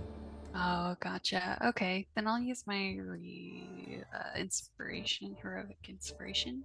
Can I use that? Yeah. Yeah. Okay. I just want better than a 10. That was pretty shitty. Oh, 14. 14, that's good. The Sons of Harmonia did pretty good. They rolled a 19. Nice. So they did the best actually out of Yeah. you guys. So yeah, they go out into the streets and they essentially like spread the propaganda around and bring and you, Vasaliki, basically like mediate like the logistics of like transporting everybody like off the street and like into whatever storehouse that they've got to like have these meetings. And Romulus sort of strides out and like makes everybody feel real strong and intimidates like those people who stand against you or question your goals. And yeah, you guys are gonna get some recruits. It's gonna take a while. It's probably gonna take all day. In fact, recruiting a militia doesn't happen overnight. Alethian was like, we had like 10 people in this entire Sons of Harmonia like rebellion. Now there's like 3 or 4 times that. You guys are good. So they're very impressed, and yeah, you do a good job. Okay, wheeling on back to Candybus, Thrasius, and Dolion. Yeah, this whole ordeal ends up taking pretty much the whole day for all of you and all of your various tasks. Vasaliki and Romulus doing their quiet recruiting, and you guys trying to find the right people. Yeah, you guys were looking for the priest. So I'll tell you what, I'll give you one, because Candybus succeeded. The other, you two didn't succeed, but Candybus succeeded. Let's see. What do you learn?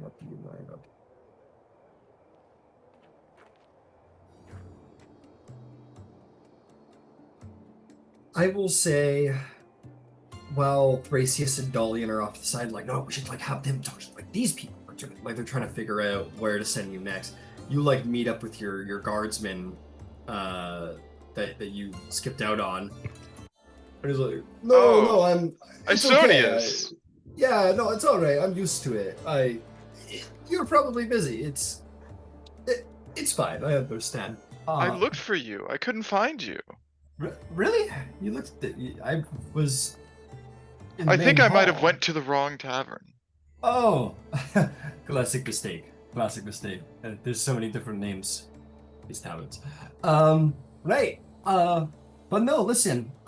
You were asking about the priestess. She, I can tell you this. She never left the city. We had the gates. Oh, sure. I mean, we've been trying to find her. The guards trying to investigate. A missing priestess is no small matter. She's certainly a person of interest. But I can tell you that the sergeant has checked with all of the guard rotations that night, and the gate cards reported nobody coming and going that evening. So she probably didn't. She's probably still in the city somewhere. And who would have a motive? Motive to take a priestess of Athena? I mean, after that riot the other day, I mean, guess anybody.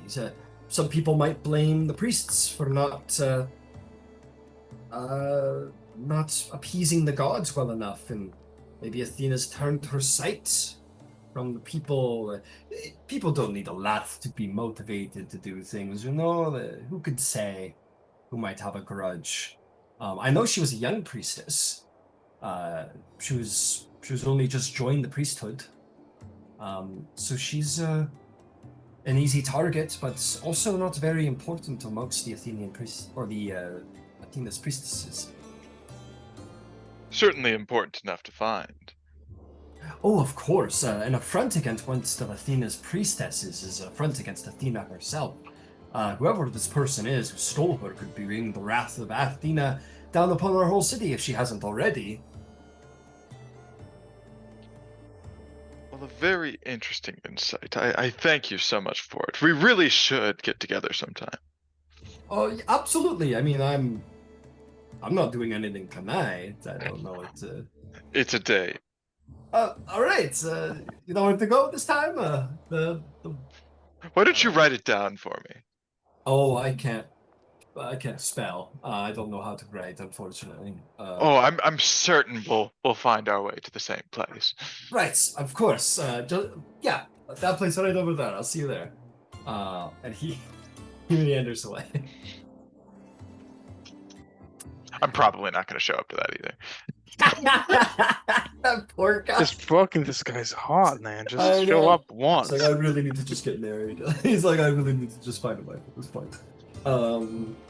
He's kind of hey, just as the gods can turn their sight on people to change their lives, they can turn their sight from those people to change their lives. All right. Come on, Aphrodite, come on. More like Apollo, maybe? I don't know. But anyway, yeah, Candybus, you go meet up with Thrasius and Dolion, who are just scratching their heads about who to send you to go talk to. Well, I did find a little nugget of information. Apparently, according to the guards, the night she disappeared, there's no records of anyone coming or going. So they think that she's somewhere in the city still. Where in the city? Question. Do only women worship Hecate, or do men as well? From your findings, like, I mean, it's a generalization, right? Like, anyone's allowed to worship. Well, that's not true. Freedom of religion? No. Anyone can worship whoever they want, but men generally don't worship Hecate because, you know, this is a man's world, basically. And, sorcery, magic, it's considered like... Sorcery, magic, math. Sorcery and magic is considered like... It's considered like poison. It's considered like a weak tool, or like a woman's tool of getting what you want out of the world. It's not considered very brave. So I don't think, even if a man did worship Hecate, I don't think he'd ever admit it. But it's the same for women too. Like, Hecate is... It means you're a witch, and you know what they do to witches? Usually. So generally, no. Men don't worship Hecate, and women who do will worship very quietly. Okay. I have some ideas. Dolion, could you retrace your steps to where you found that cart or whatever, the stall that had the Hecate dust or in it? There were several, and I can see them all from where we're standing now. Want to go over there and try and question them, see, like, have you heard anything about the priestess? You want to talk... Sorry, you wanted to go talk to the stalls where the incense was found? Right. Okay, yeah, why not? To see if they have any specific reaction. I'll tell you what, because I'm sure you guys would have picked these guys to talk to first in your investigation. Mhm. I'll tell you what, let's call it a luck check. To see, like, we'll just say that, like, you tried to find these guys and they weren't, their stalls weren't in the market today. And you're like, oh, that's weird. Let's see if, like, you can kind of, I'll give you a last chance to kind of find them. Roll me an investigation.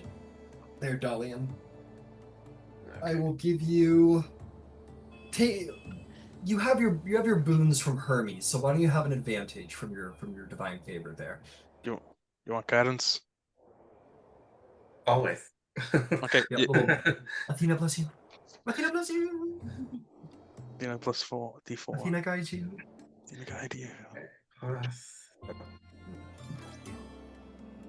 24. Yes.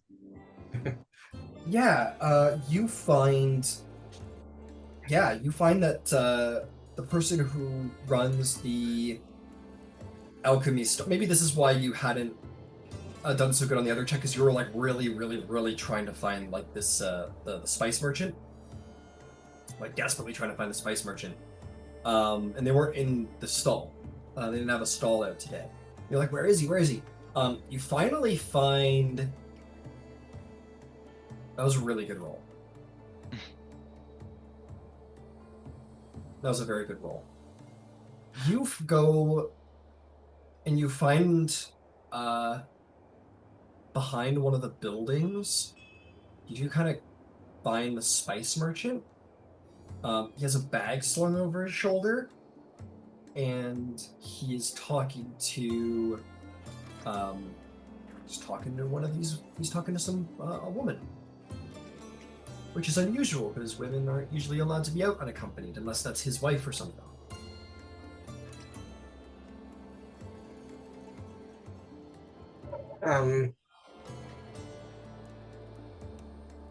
How far away from them are we currently? I'm gonna say that you're far enough away that they haven't spotted you yet, but close enough that they will if you don't. I don't know. You've got a little space to decide what you want to do in this moment. Okay. I think I might turn to my companions and say, now's the time where I think my skills come into the forefront. I think it makes sense to follow these people, but we do stand out. So I think maybe I should go alone, or if you follow far behind me. I mean, I can disguise myself. I'm gonna. You're gonna try sneaking over to her? I'm gonna try and follow them as they leave, and then if they leave separately, I think I'll follow the woman. Well, I guess I wish you the best of luck on that, and I'm going to cast Enhance Ability on you for your dexterity checks. Okay. And what does That's that do? grace. Very nice. Very nice. You have advantage on ability checks using the chosen ability, Dexterity. Excellent.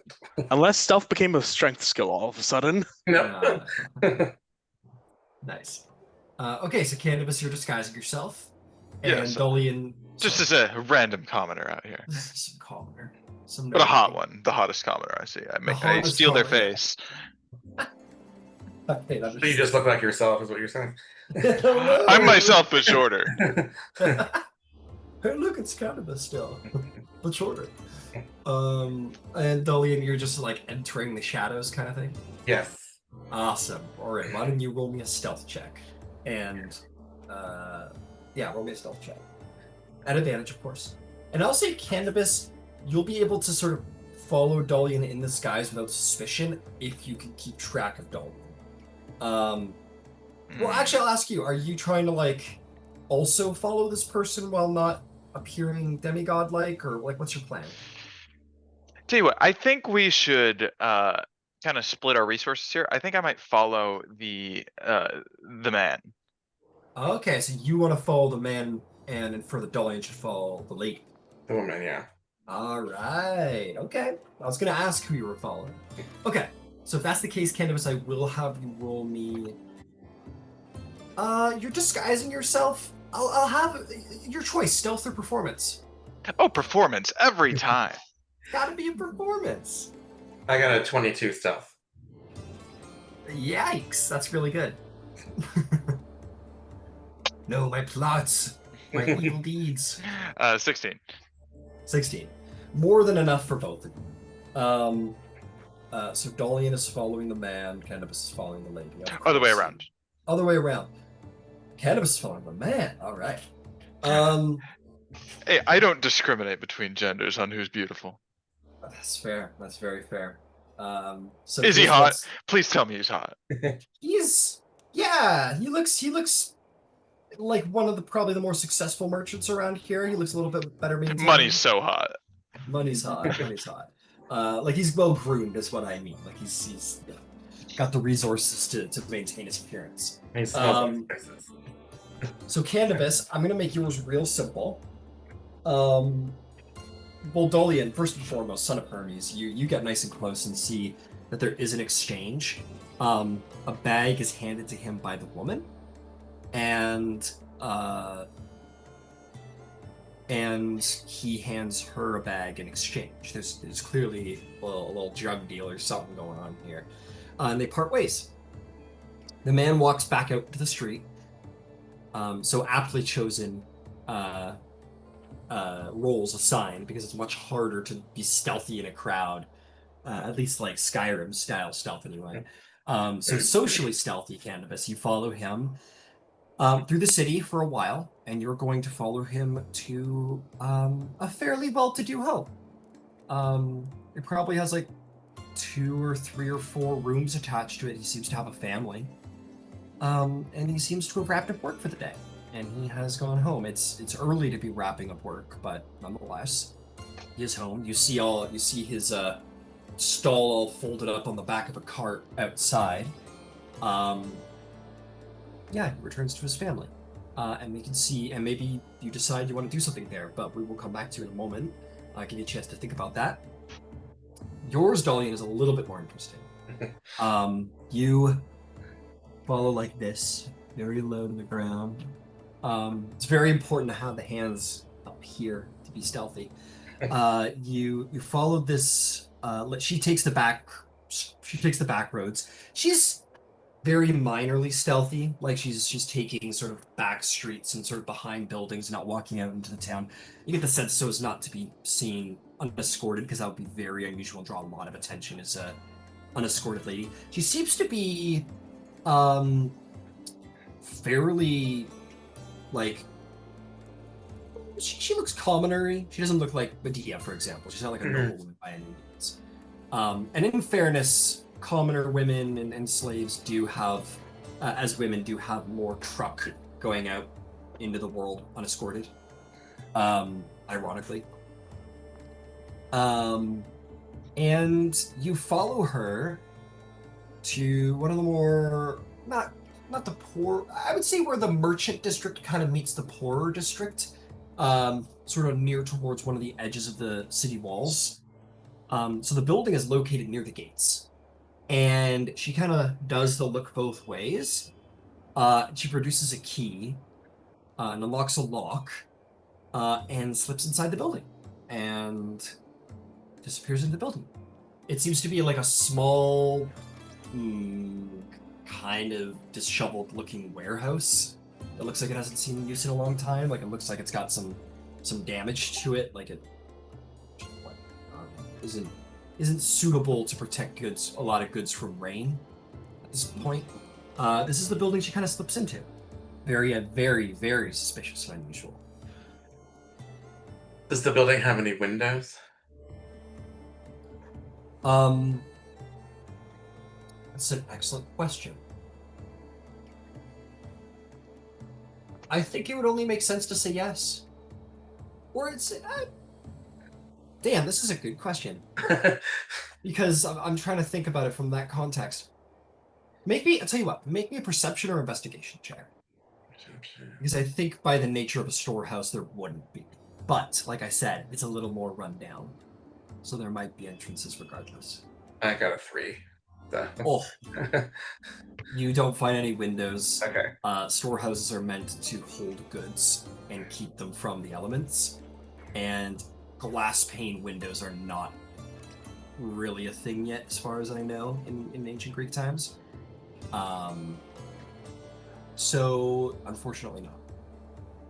Okay. I'd like to stay hidden, like, as much as possible.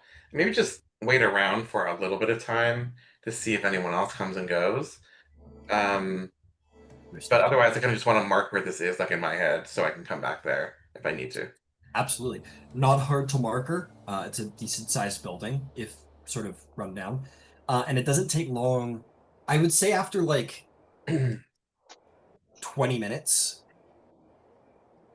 25 minutes, the woman reemerges and locks the door again with like what would be like kind of like they probably don't have like padlocks back then in all honesty, but yeah, I'll say that there's a lock. We're gonna bend the rules a little bit. She like padlocks the door and she takes off. Okay. I'd like to try and go in the building. Okay. All right. They did have locks in ancient Greece. Cool. But very unusual. Or actually, it's considered very like a very high security measure to have a lock at this time. Okay, you make your way over to the building. She departs. You let her go wherever she's going. You make your way over to the building. You want to try and slip inside the door there? I would, yes. Make me a Thieves' Tools check. Okay. That sleight of hand? Yeah, sleight of hand at advantage because you're proficient with the skills. And you have enhance ability. Yeah. And yes, absolutely. Dirty 20. Yeah, Cat's Grace, pure finesse. You barely have to touch the lock and it opens in a matter of seconds. You unlock and you gain entry. Okay, Dolion, you're going to be upon quite a scene, my friend. An interesting enough scene that it requires me to do a little music change, I think. Okay. Oh, we're onto something. We're changing the music. Let's see here. What would be a good...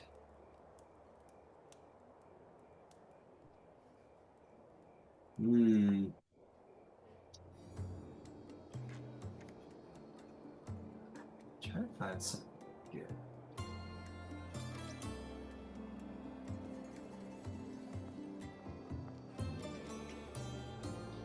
Sorry.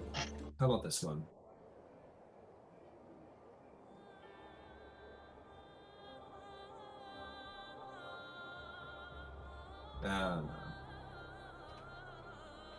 Not really. I'm just going to use Tailspire for this particular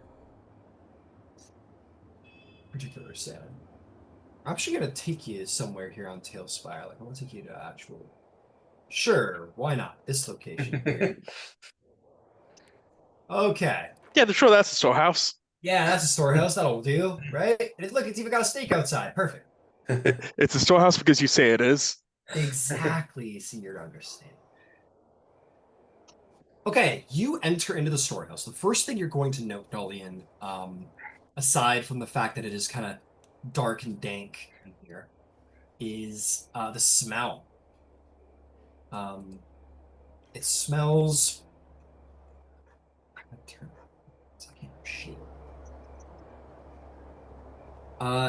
It smells funny, like the air. It's definitely got like a spiced, incensey smell, but very unusual.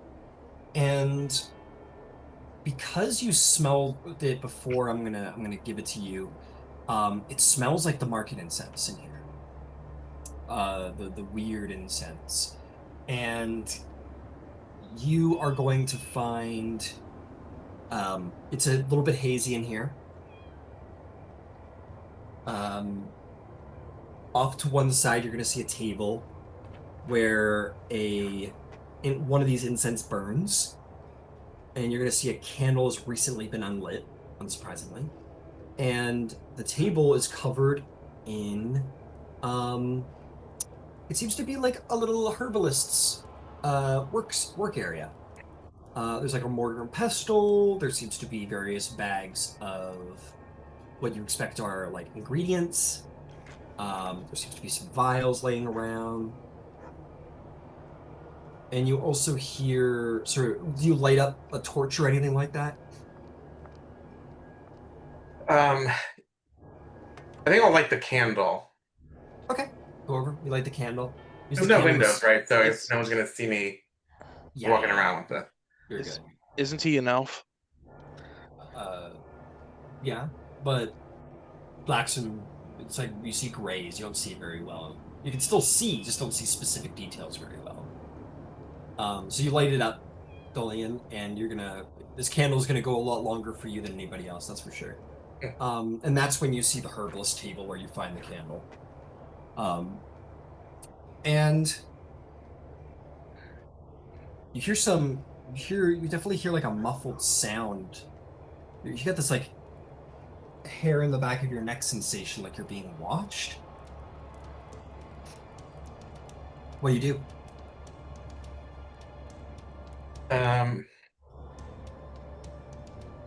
I think when I get the sense that someone's watching me, I'm gonna blow out the candle immediately, Okay, blow it back out. and then move like 20 feet to one side. Just like to Stealthily. any wall. Yeah, just like not be where I was standing. Got it. Oh, okay. Make me a stealth check then to like relocate quietly, we'll say.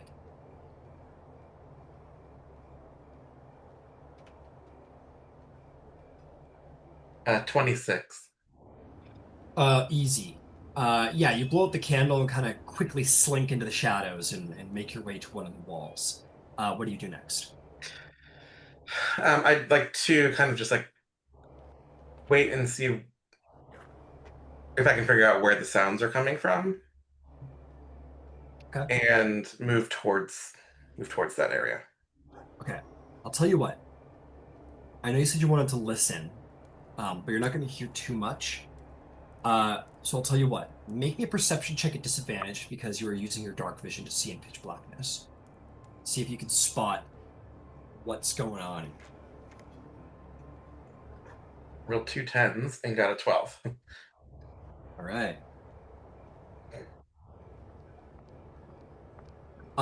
You're looking around, listening for the sound, and you hear movement in the dark, but it is sort of nondescript where it's coming from.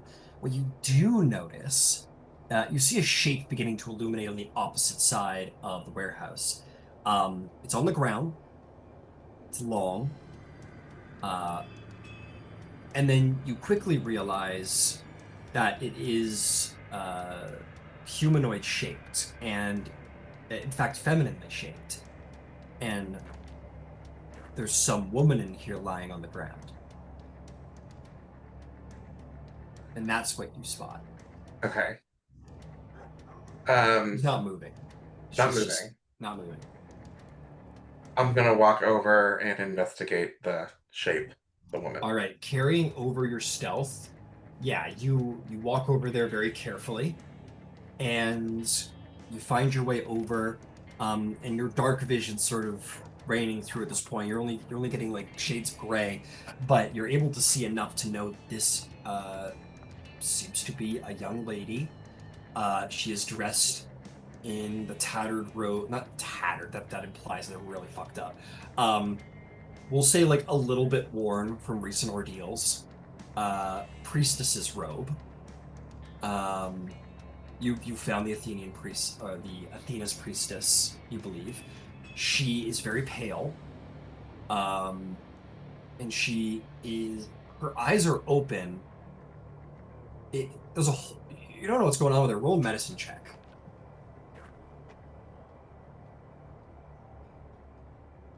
Seven.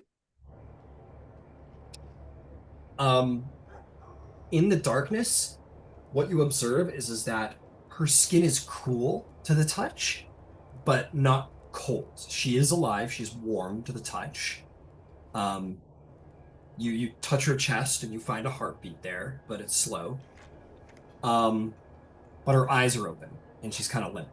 and you don't know what that all means. But she's alive. She's Okay. not very responsive to you, though. Like, you're putting your hand on her chest and moving her shoulder around. She doesn't seem terribly responsive. But her eyes are open, and she's warm, and her heart beats.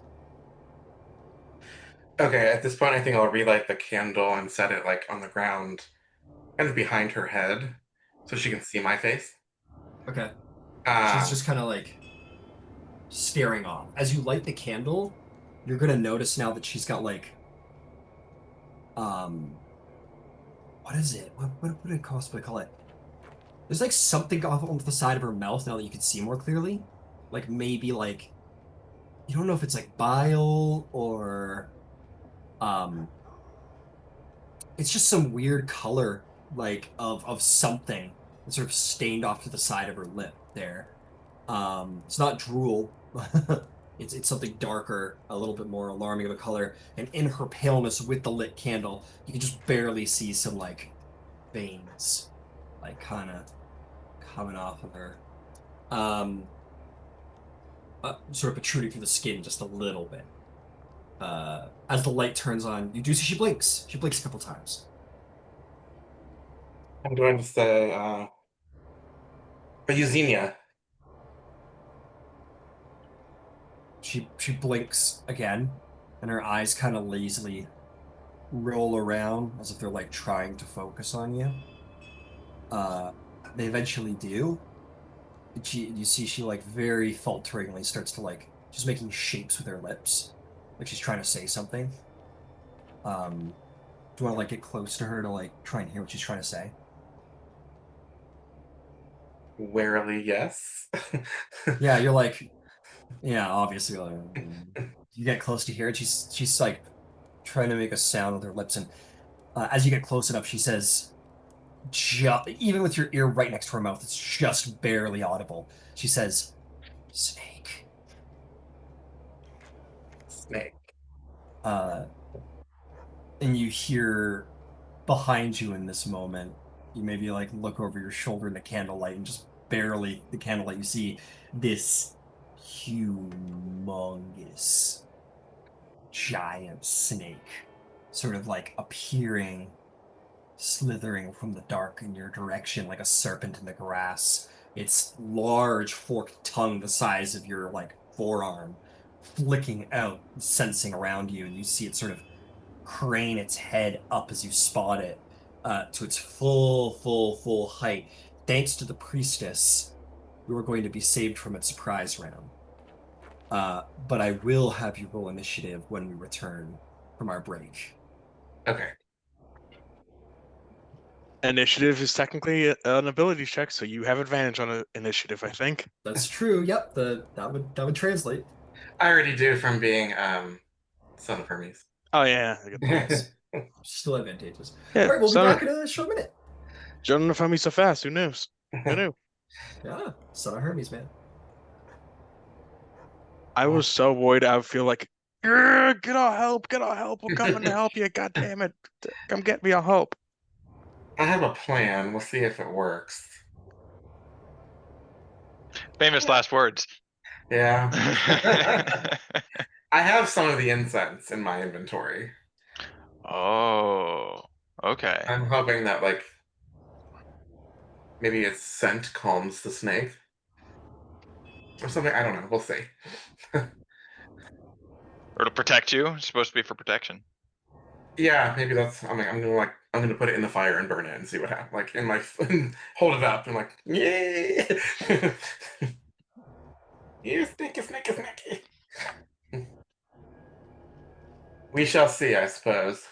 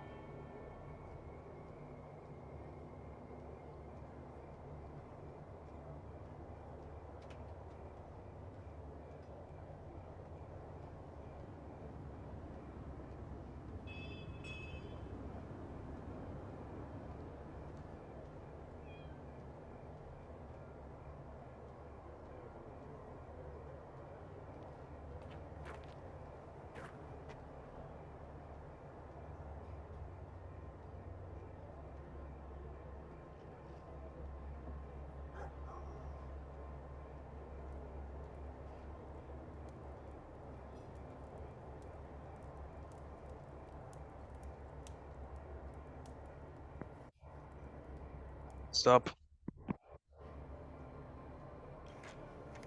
What's up? Not much. Still nervous about that. About that. I mean, I'm always nervous about it. Like I am nervous for the Eberron intrigue game tonight. Yeah. I have ideas that could help. Before I enter into this fight with this snake, or this scenario with this snake, do I have any divine favor with any of the gods? Because I wasn't around for like the Olympus stuff and all that. Yeah, I put you all filled out for Hermes. That obviously makes sense.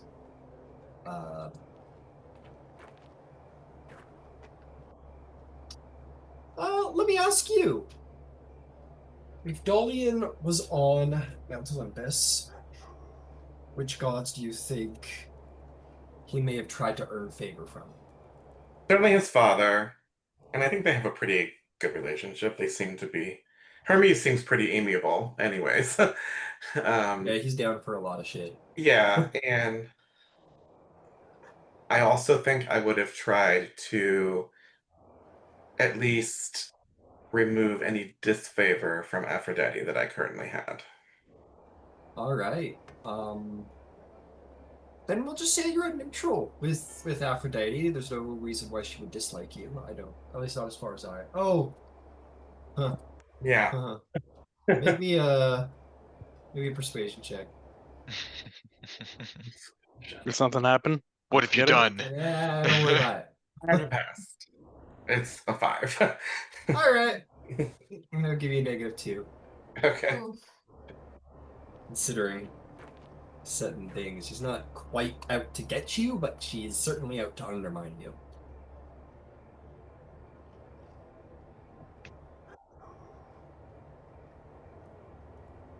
All right.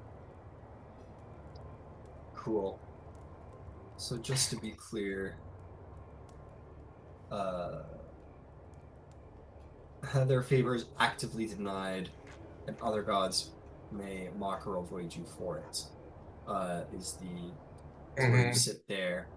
And then with your father, I put you at +2. You are blessed by him. He grants minor powers, divine attention, and public praise, and may back you in disputes. Okay. And with that, you get the bonus and benefit of, because he has acknowledged you, you may gain small signs of his favor through omens, dreams, whispers, and so on. You can call upon his divine intervention once per session in the form of advantage. And then people of his will not attack you unprovoked, and beasts as well. And then because you are blessed by him, you have a minor magical blessing from him. You have access to his inner sanctum, which you've already utilized to commune with him at night. And his priests and priestesses will offer protection, gifts, and intelligence at your behest. Okay. And that could all be found in the divine favor section. Yeah, I was looking through that. I just didn't know if I had any because I wasn't on Olympus while everyone was role-playing all their Olympus stuff. And yeah, fair enough. I meant to ask you about that, but I admittedly was like, I have no idea how to go about this. But yeah, I think bringing it down to a check. Yeah. Okay. Just wanted to check as I may be, needing it. Absolutely. Momentarily. Absolutely. Oh my, that's a big snake. Yeah. Yeah, he's a big boy. I gotta find me a priest, and then they're good to go.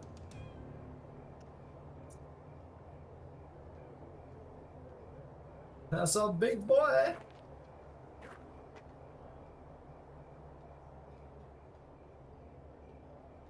She's got hella high heels for some reason. Closer to God. Closer to God. I like that. That's funny. Okay, roll me initiative, Dolion versus the big boy. Alrighty. Try not to get eaten. 18. That will beat the snake because of the warning of the priestess you're trying to save in this moment. You will beat their opening strike with your own speed, what would you like to do? So when I was investigating all of the stalls during the fight earlier, I took some of the incense. Yeah. So I would like to hold it and put it in the fire and light it so that it starts to burn. In the candlelight? Okay. Yeah. Yeah, I will say that as a free action. You've already got it lit, so you just move your hand over and the bottom of it just kind of starts to ignite. Yeah. And it's igniting and all the smoke is coming off of it, filling the room extra. Okay. Does it have any effect on the snaky guy? I mean, you're holding it in your hand, you got smoke coming off of it. It doesn't seem to be like immediately doing anything in response now. Okay. But you also don't have it like stuck in its face or anything, so. Right. Okay. Then I think my best move is to pick up this priestess if I'm able. What's your strength? +2, 15. Yeah, no problem. Okay. And then I'm gonna bonus action disengage. If I'm already in melee range with it, I assume. That's a fair bet. Yeah. Okay. Then I'm gonna bonus action disengage and use my action to dash away from it towards the door. Let me ask you this. Your strength is pretty actually, I'm gonna go take give me a second here. I'm just gonna expedite something here just to be sure. Okay, you have 62 pounds on you right now. You have 225. Oh yeah, to no compromise of your ability to walk your speed of any kind, as she weighs less than your remaining carrying capacity. There's going to be no detriment to your speed. You hoist her over your shoulder, no check required. You got this burning incense. I will say the one thing it does kind of like, you see it kind of like is trying to find an angle to strike you in the sense that like any beast, it doesn't love fire. But that's the most major thing you notice. And then you just fucking just get the hell out of there. Right. I did not hear you say that you locked the door in any way, so you're gonna blast past that, absolutely. And that's the combat pose. Yay! Yeah, exactly. Yeah. I'm gonna leave and I'm gonna slam the lock back on the door on the outside. Yeah, I'll tell you what. Okay, in that regard, let me check something. I have 40 feet of movement, by the way. Okay, then I will say this. Okay, you free action lit the thing. I'm gonna bring that to not even a free action, just to make this all happen for you. So that's free. You just go, and it lights. You hoist her over your shoulder. We'll call that a free action. Your bonus action disengage. You run out with your 40 feet. This is ancient Greece, so buildings are not humongous. You get out the door and you use your full action to turn around and fucking lock with your dexterous hands. And at the end of your turn, you have lit it, grabbed the girl, disengaged, ran out, locked the door, and there's a significant like from the other side. Yeah. You're like, oh, Jesus. But no, I can't get through. And at that point, it like bang, you like back up slowly from the doors. It's like bang, bang, bang, bang, and then just kind of stops. And you've done it. As I exit, I'm going to just give a prayer to Hermes. Thank you for your speed. I needed every bit of it today. Every last ounce of action economy, please. Thank you. Yeah, you slip out of there, priestess in hand. You still have that bundle of burning incense in your hand. I'm going to throw that away because it seems to be like, it doesn't smell great, and also it's just like it doesn't smell bad, but it doesn't smell great. Yeah, and it's it's bad memories. Exactly. You're like, oh, thanks, Hermes. Ow, ow, because it's like burning. Burning fast. Yeah, stomp it out. And you've saved the priestess. What do you do then? Are you just gonna take her back?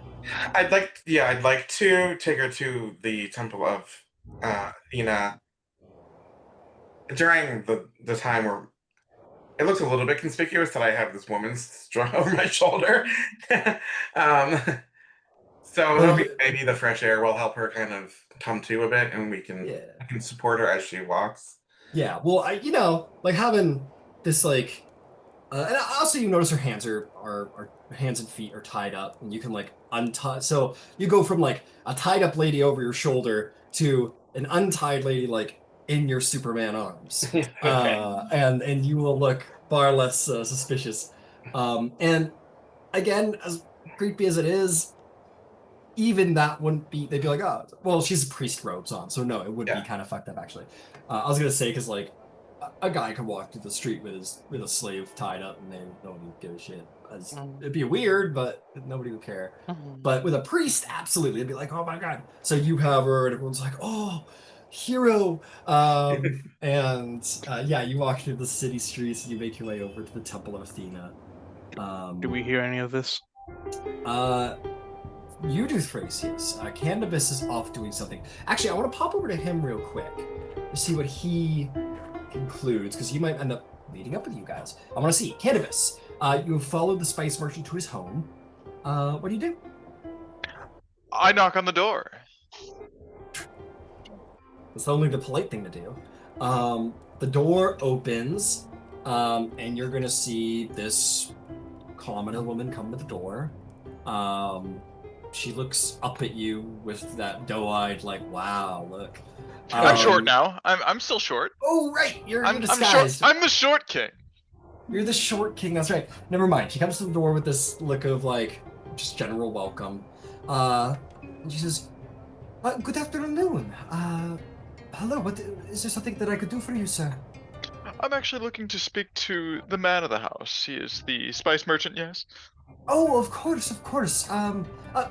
Please. And she'll welcome you to step inside, such as hospitality. Being a guest at the door, could you imagine? Thank you so much. You step at the door, and she goes, "Oh, husband!" And he comes to the door and strides in. No, he doesn't stride in. He just kind of walks in. He's like this kind of almost bald guy, but it's like tasteful. Yeah, his wife goes back in to like take care of the children. You hear her running around in the back rooms. And he comes in and he goes, good afternoon, sir. Is there something that I can do for you? I'm afraid my shop has been closed for the day. I was taking some time to be with my family, but I will be in the market tomorrow. I noticed you left early. Yes, I did. Trying to, like I said, spend more time with my family. Right. I also noticed you took a package from a specific woman just before closing up shop. His face drops and he turns around to make sure his wife's not listening. He kind of. So we go somewhere private. Yes, let's go for a walk. I'll be back, my love. She goes, okay. And you guys set out into the streets, and kind of like his outside sheet. Fuck, I'll never figure out the names of the Greek pieces of clothing, articles of clothing, but he takes like something for the cold. Everything's a toga here. Everything's a toga here. That's right. He takes like an extra sheet and like flips it over his shoulder, wraps it around himself, flips it over his shoulder for a little extra warmth in this very cold air that's coming around here. And you guys step out into the streets, and he kind of walks with you. And he says, "So, what is this about? You interested in my side wares?" I might be. I have many contacts across the land and beyond. I can procure things from faraway places if you have the money. If I have the money. How much money are we talking here? Depends what you want, my friend. Some things I can source locally, some things I'll have to reach out to some ship captains from across the sea. Interesting. See, I've been looking for this, a missing priestess of Athena, and it seems to have led me to this little exchange you've had earlier today. My exchange? Why, I have nothing to do with the missing of a a priestess? Maybe not directly, but perhaps these sidewares you've been dealing are. Really? Please, A client? You think one of my clients is involved?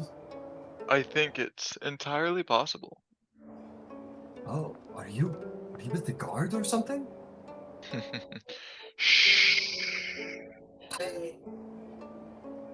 Not Oh. another word. Okay. I'm deeply undercover. Oh. Where's undercover? What does that mean? Wouldn't you like to know? Yeah, I kind of would. But I won't get in the way. If you're working with, oh my God, so you work with the king? You were the king. I might be. I can neither confirm or deny this. So mysterious, sir. You're such a mysterious person. You could be too. Me? The king wants me to work for the guard? I can see you have much potential.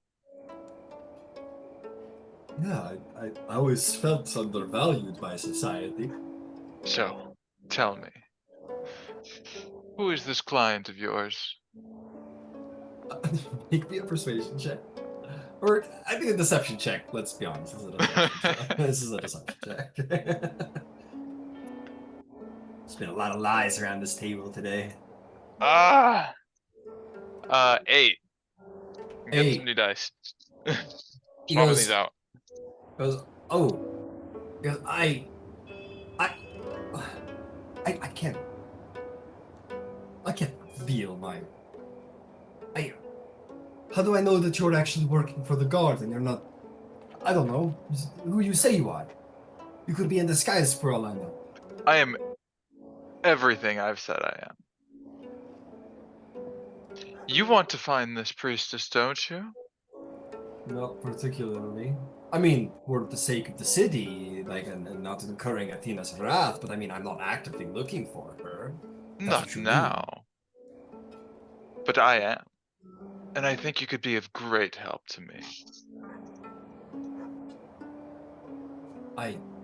Listen, if you want to do business regarding spices, especially very, very exotic spices, I can help you. But as far as my clients go, I don't know much anyway. You know, I'm just a procurer of exotic goods. Sir, not even a name? Oh, I couldn't give you a name if I wanted to, not for the person you're looking for. She is almost as mysterious as you are. Oh. See, I love meeting mysterious people. Perhaps you can orchestrate a meetup. What would I get out of it? I can put in a good word with the king. Oh, I don't want the king? I can get you a better shot. But I've been... Oh, a better shot. Look, I don't want the king. I know that the king... I've been selling my goods a little on the side. I mean, trying to avoid some of the taxes. If he knew, he might grow fierce with me. I've heard his cruelty has become legendary this last year. He's willing to overlook this if you're willing to help us. Okay, so he forgives all of my transgressions, and I get a shop. And what do you want in exchange? You just want a name? It sounds too good to be true. I want a meeting. Meeting. I'll tell you what, maybe one last deception check. DC's a little higher now. Okay, He's suspicious of you now. as he should be. As he should be. Okay, 15. 15. Yes, I'm sorry, I can't help you. Look, you're gonna have to find somebody else, alright? And he, like, doesn't have a collar. And he goes, just if you want something on the sly and maybe avoid some taxes, do let me know. But I can't help you. I don't want to get involved with the king. He kind of freaks out a little bit, and he's gonna scamper off. Unfortunately, just leave me be. So Oh, I'll be back. No, wait, don't. No, wait, don't. I know where you live now. But that's really intimidating. But suit yourself. Go live your little life. He just he looks very nervous, but he stalks off into the city with a little bit of speed to him. Where are you going next? I could break into his house, but I don't think we're there yet. I'm probably gonna head back to the market. To the market. Fair enough. Okay, and I will say at that time, you see Thrasius, you're there too. You guys kind of see very heroically walking into the agora is Dolion with Priestess in his arms, in his very heroic arms. I'll go over to him. For one, ask him what's happened. Where'd you find her? Being held in a storehouse. Where'd you find her? A little crowd is gathered around, by the way. They're like, "Oh my God! Out of the way! Out of my way!" They don't get in your way, but they're come to see the hero and all that. There was a snake that was like 3 times as big as I am there as well. But I was able to maneuver around it, so no one was injured. But I think the priestess will need attending to. She's been there for a week, it seems. Okay, can I take the priestess in my arms? I can carry her easier than you No, probably. it's his victory. Oh, you're right. Never Don't mind. steal his victory. I think I'll keep Jesus. carrying her. Yeah. Okay, can I inspect her to see what's wrong? Maybe after Dolion has delivered yeah. Well, I clear the way for him. All Out of the sorry. way! Yeah, you kind of clear the way. Yeah, let's not steal anyone's thunder. You're right. Never mind. It's all good. You guys make your way over to you're kind of like helping him out. And yeah, you make your way over there, Dolion, up to the temple of Athena. And the priestesses come all the way right out and they go, oh! Oh! And they come over and take the, you set the woman down and they will say like, Athena, let her be healed. And they will cast a little lesser restoration on her. You'll see she becomes a lot more lucid again. She kind of starts blinking. The skin quickly the color quickly returns to her skin, and whatever was going on with her abates.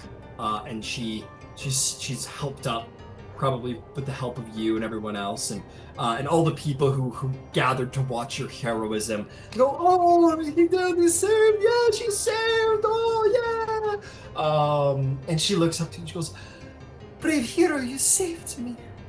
However, what is your name? My name is Dolion. Dolion. But is there anything I could ever do to repay you your kindness? Your safety is all that I required. Wow. And I said thank you also for warning me about that gigantic snake. It's of course, it's the least I could do. Thank you. She gives you a big hug, she gives you a little hug. And everyone in the crowd is like, oh my God, it's fucking Superman. And people are gonna think you're the coolest. Absolutely think you're the coolest. And you will gain, Dolion, a favor with Athena. You have rescued one of her priests, and she will notice this. It is not often the eyes of the gods turn, but this is a big enough event, the saving of one of her priests, that you will definitely draw her favor. So you're got 1 point. I'm also going to tell the other priests and priestesses that they should be wary that There are practitioners of Hecate. They're the ones that took her. And I've seen other signs of their work in the marketplace as well. I see. Cool. And they like sort of look to each other and they go, very well. We will alert the guards and we will see what brave warriors we can employ to hunt down these troubles. Thank you.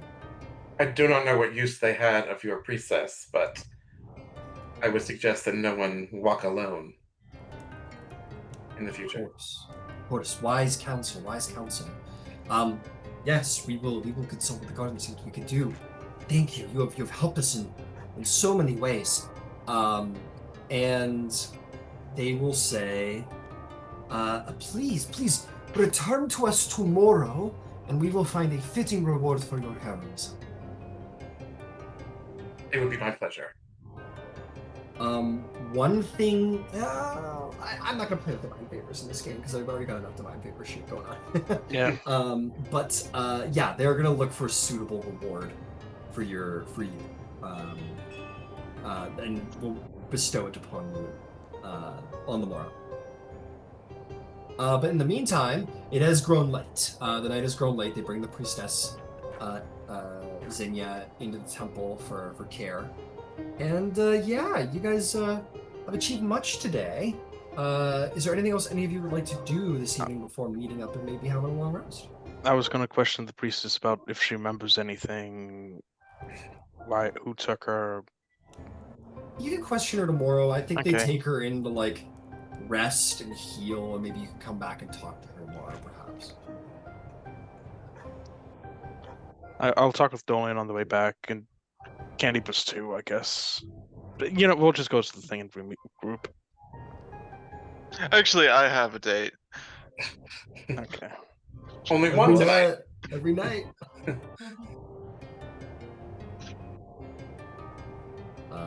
What are you gonna go on your date with the guy, or are you gonna maybe go on a date with someone else? I am going to go to our alleyway and I'll pull out the brick and then hide somewhere off in the shadows. Understood. Yeah, you guys have like a mutual meeting place. Medea's a lady of secrecy, but she's also a lady of class, and Allie's no place for her. You like pull the brick, and so she knows, and maybe in one of these like, probably not a tavern. That wouldn't be a place for like a lady, but we'll say that you like A bathhouse. a bathhouse. Wow.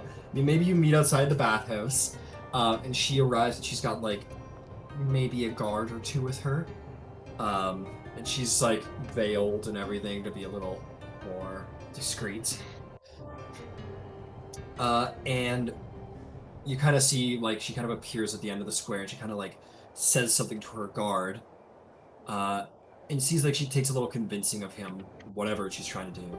But eventually he does nod, and you see he goes into like the tavern across the street. And she makes her way across the way, like right up to you. And smiles. She says, "Couldn't stay away for long."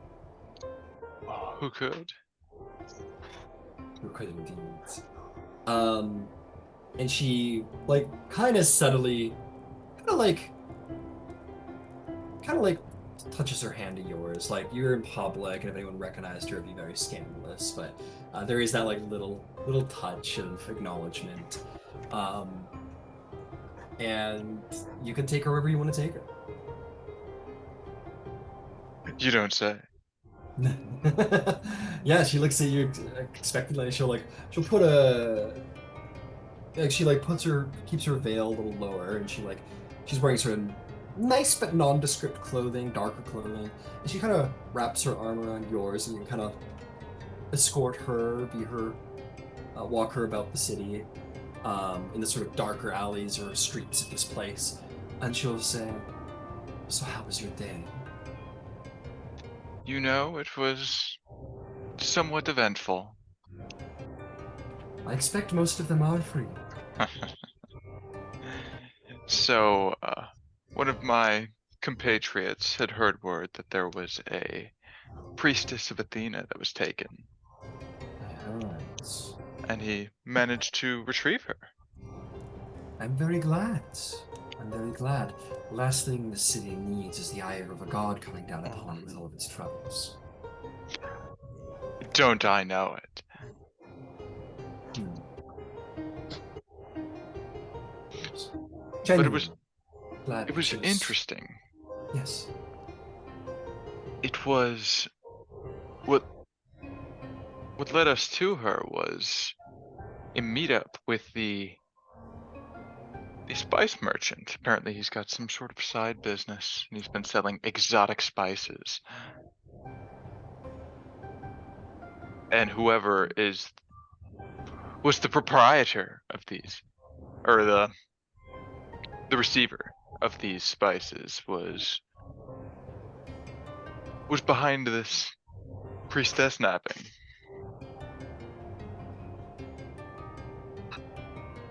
That's very unfortunate. And she's... You can tell that there's like... She's usually pretty inscrutable. But you can tell maybe your time together recently has like softened some of her defenses. You can tell she's like... You can tell she's considering telling him something. She's struggling with perhaps trust. You know you can tell me anything, right? I will not judge. I'm not worried about your judgments.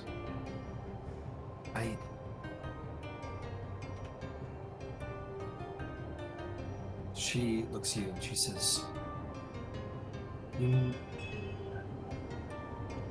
protect me against anything. I would. Make a persuasion or a deception check. Which is it, out of curiosity? Oh, it's persuasion. I mean it. Okay, very cool. 21. 21. She looks at you as you say that, and she sees the truth in your eyes, and she smiles. And she'll hug you very sweetly, very genuinely. And she will say, I trust you. There are things about me that we should discuss. How much do you trust your allies? Or, no. Let this remain between us. I trust you. She looks about. She says, I know much of what happens in the city. And I know that there are very few ways a woman can control her own fate. I admit, I myself indeed am a worshipper of Hecate. It's true. I have long studied her powers, her crafts, potions, incenses, elixirs, and such. And I may have had something to do with the goods in the market. And I may have friends in the city. Well, not really friends, but more like means to an end. Associates, really. And I do not trust them, not like I trust you. We were working together for a time. But they've done the things that I don't approve of. They followed me for a time, the other three. But one of them seems to have taken over, or at least has grown popular with the other two, and I think they took the Priestess of Athena. Make no mistake, Candybus, my interests have been would get me into a lot of trouble. But abducting a Me too. priestess of a... She smiles. She goes, of course. But I want you to know, and she says this with a very, like, she meaningfully, she goes, I would never condone the abduction of a priestess of Athena. That is just foolishness. I had nothing to do with it. And with the city the way it is, I've been stuck inside for, well, not all of it, but much of it.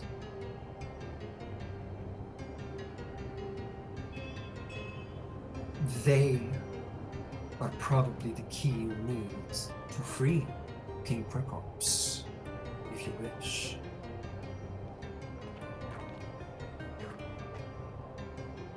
But is that what you wish?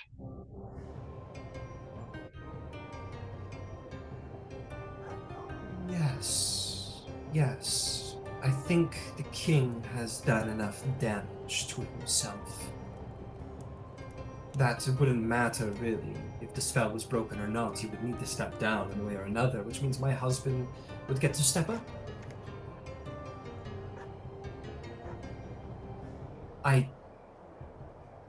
Things have gone too far. I wanted to see... she looks at you, and you can tell there's a little bit of disbelief that she can't believe, like, she's sharing so much with you. But she is. She's a little smitten.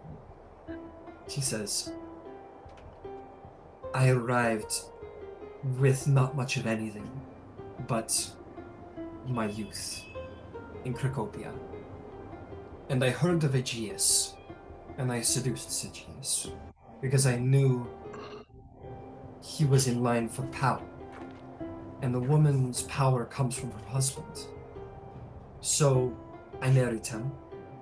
And then I've done what I can to ensure that he becomes king sooner rather than later. And he's a good man. I think he would do a good job, but you have to understand I've been looking out for myself. Try and make something of my life. To gain something more than just what I was given. So that's really pretty much it of everything. Came here and married Aegeus. I've used the art of Hecate to see my husband put on the throne sooner than later. I met the other three. I can tell you of them if you wish. I do wish. You say they were a means to an end, and now you no longer need them? Yes. They've grown self-interested beyond what I wish to attempt. They are what hold the spell over the king together. I admit, I helped them gain the knowledge to put it together. I have a great connection with Hecate. But they have taken it further than I ever meant it to. So if you wish, I will hand them to you. As a show of my trust and my faith in you.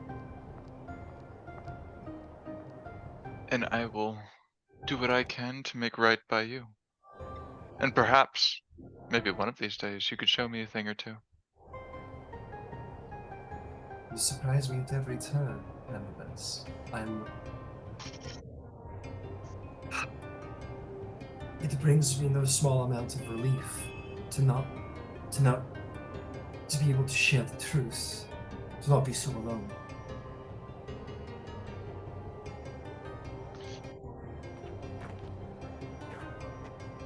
You can talk to me about anything.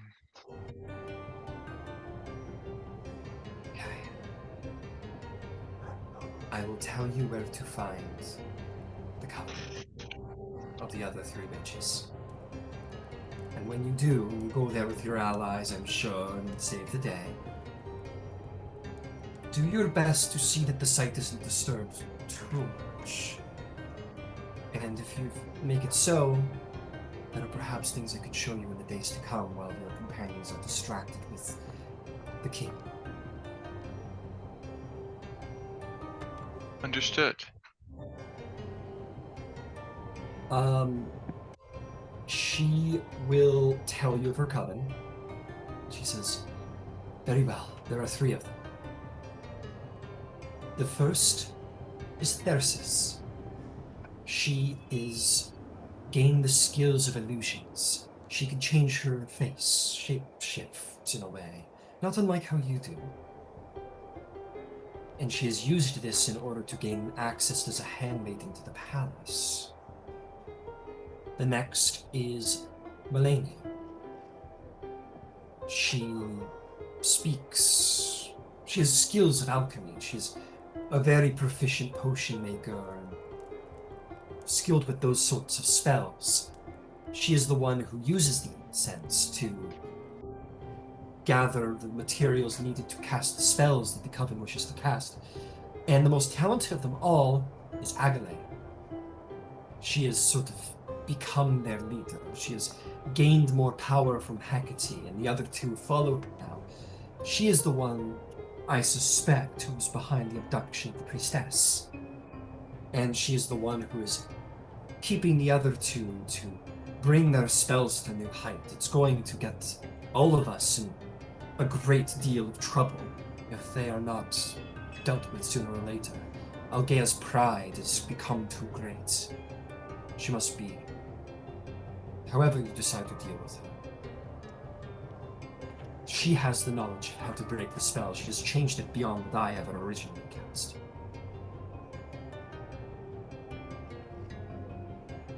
Okay. So, presumably,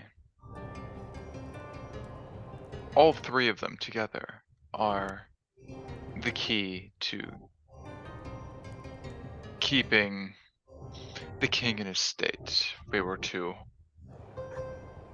simply deal with one of them, the whole thing would fall down.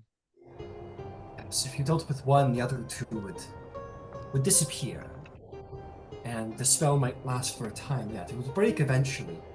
But if you want it broken sooner or later, you'll need all 3. In which case, she looks up to the sky. She looks up to the moon.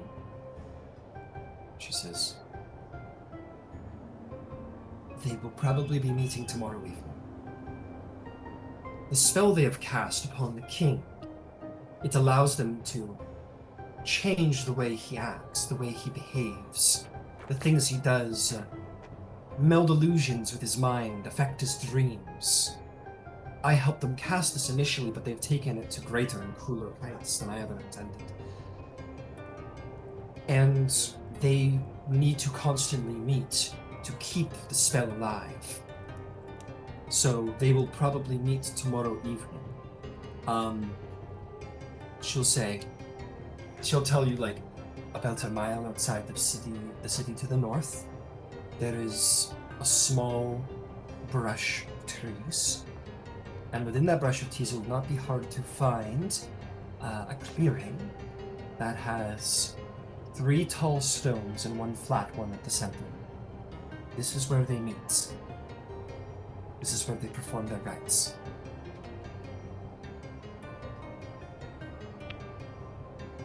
I advise whatever spell components, whatever you find there, do not disturb it.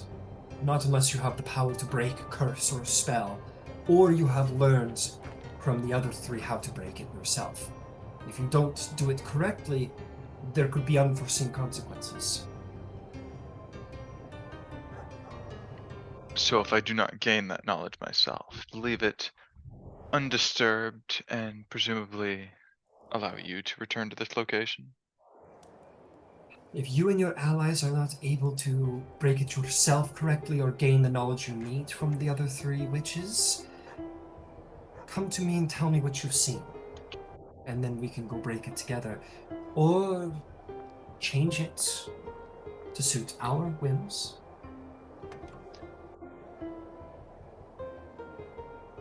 I could think of a number of ways to alter what has already been done to do something different. I would have to look at it myself, though. Of course.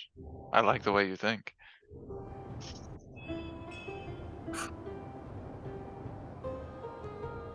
Well, She looks worried. Like, she's told you a lot of damning stuff about herself, and there's a worry to her. You can tell.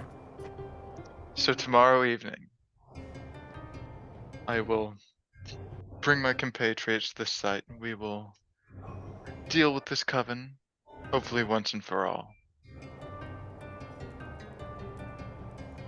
And I will return and tell you of this news. And okay, I have shared with you a great deal. I can show you much if you protect me like you say you will. With every fiber of my being. And she'll lace her fingers around yours, and she'll smile. She'll kiss you very, very passionately, very deeply. And she says, "Then I await anxiously to hear how everything goes the morning after next."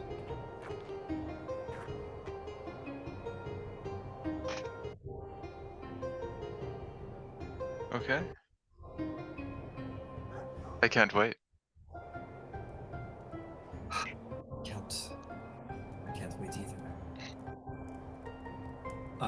And she'll smile, and you two can part ways eventually. But you can tell she's put a lot of trust in you, and you can tell she goes with a great deal of nervousness. She trusts you, but this is probably a lot more confidence than she's ever given any man, any male. It's one thing to share such things with a follower, Hecate worshiper, but with a man, it's a different story entirely. So Or your she's very nervous. husband, imagine. Yeah, she hasn't told her husband any of this, you bet. You can imagine. It wouldn't have gone well if she told her husband. But yeah, so she departs. And you can return to your fellows at this late hour. But in the meantime, is there anything Vasaliki, Dolion, or Thrasius wanted to do before turning in? I pray over the priestess, and so that Athena might help renew her strength. Excellent. Very good.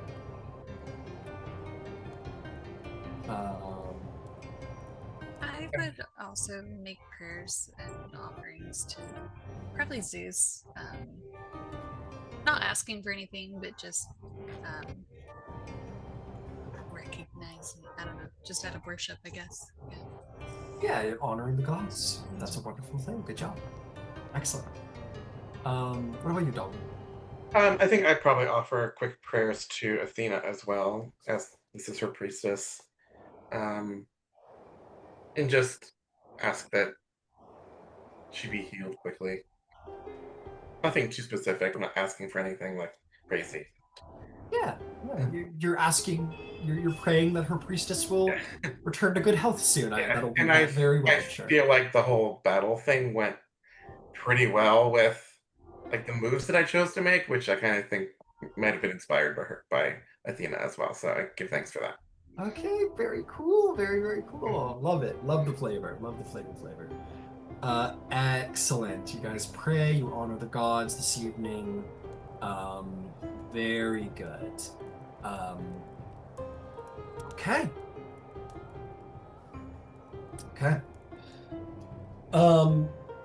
With that, Candybus, you may, somewhere in the city, it's like, oh, not again, man.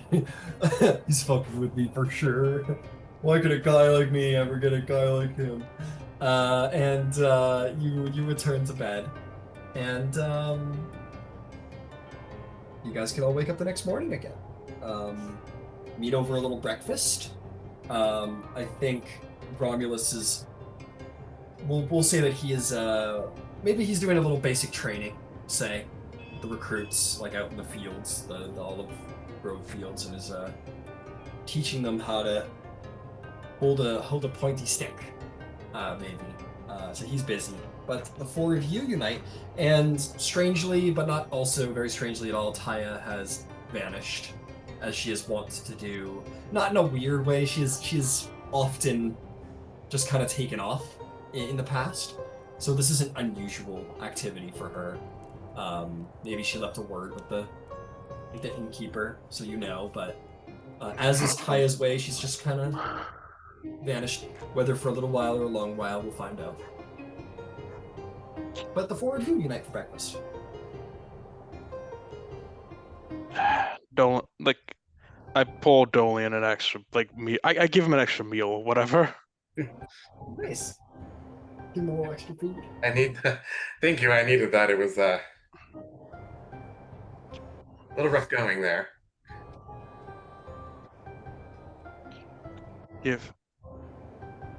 So do you remember the face of the woman who did this, who went in there? I think I probably only saw her from the side, from however far away I was when I was spying on them. And then from that period on, although I did see her leave the warehouse, so I did see her full face on. So yeah, I recognize her. She was veiled, but I'd say like I see you got a little bit of a look. Like I don't think you could pick her out of a crowd, but if you saw her singularly, you'd be like, oh yeah, okay. So Okay. Well, I have some good news. I came across an interesting bit of information myself. How so? Way you phrase that, but yes. So, you are correct. This is a coven of presumably witches that are worshippers of Hecate. And I know they're going to be meeting tonight. How could you possibly know that? I have my ways. You know, I have a bit of a silver tongue. Spoke around town. Ryan, do I believe him? He's being incredibly elusive, so I guess so. You do believe that he spoke around town to somebody. 14. Yeah, like he's being clearly elusive, but nothing he's saying sounds like a lie either. I'm just gonna choose to be happy to know the information and not really care where it came from at this point.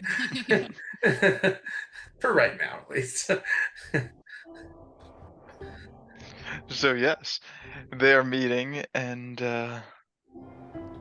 perhaps we have an opportunity to break this curse over the king. And then, of course, we can determine if the king is a worthy ruler of the city or not. I fear his reputation may be so bad at this point that even if it's revealed that he was under a spell or something, that his reign may not last. But in that case, maybe at least it will be a peaceful transfer. Right. We don't need to be throwing the masses on spears. I don't, Vasaliki, maybe your troop of friends can help us this evening. Sure. They might be inclined. That's true. I don't know how much help they'll be. I mean, they're not trained warriors either. But I don't know. I'd have to see how they fight to make a good judgment. At the very least, they might be able to surround the area and keep them from escaping. This is true. Well, it's 3 ladies versus a small militia of a couple dozen individuals. So, like, what they don't have in skill might be made up for in number. So, yeah, it could be a good move, possibly. They have magic on their side, though, so who knows what tricks they may have. Do we know which one specifically took the priestess hostage? Presumably their leader. Agale, I believe her name is. She may be the same one that I saw. She'll be mine. Already calling dibs. You were You were told that Melania, the alchemist, was responsible for like Oh, the procurement and use of like the incense and materials and yeah. everything. Hmm. So that might have been. Okay, gotcha. One or the other. We can find out when we meet them in person. I'll call through all of them to find which one did it. I assume they'll be surprised that we know their names, if anything, so or where they're meeting and what they're doing. Is there anything we want to prepare for tonight? I've been asked to return to the Temple of Athena, so Oh, this may I will I go this accompany you morning, I there? think. Yeah. It'll be an honor to accompany you. Excellent. So if we're done discussing everything, that's where I'll go. Vasaliki, you were saying something?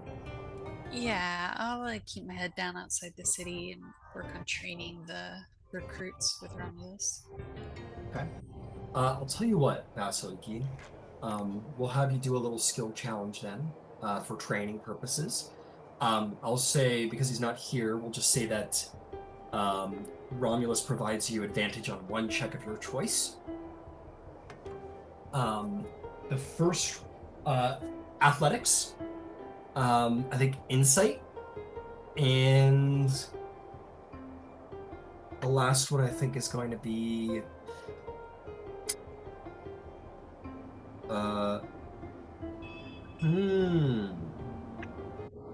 I think it's going to just be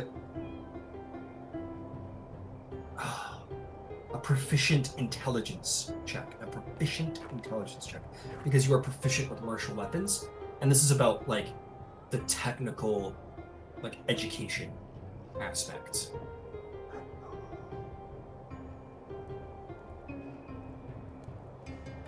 So go ahead and make those 3 checks now.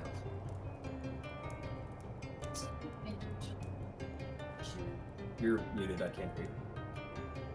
Sorry, I'll take advantage on the proficient intelligence. Okay.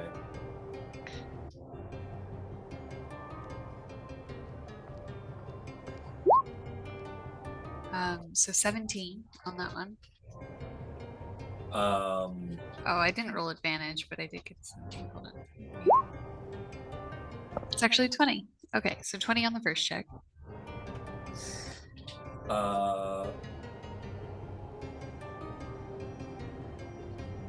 Sorry, one more time?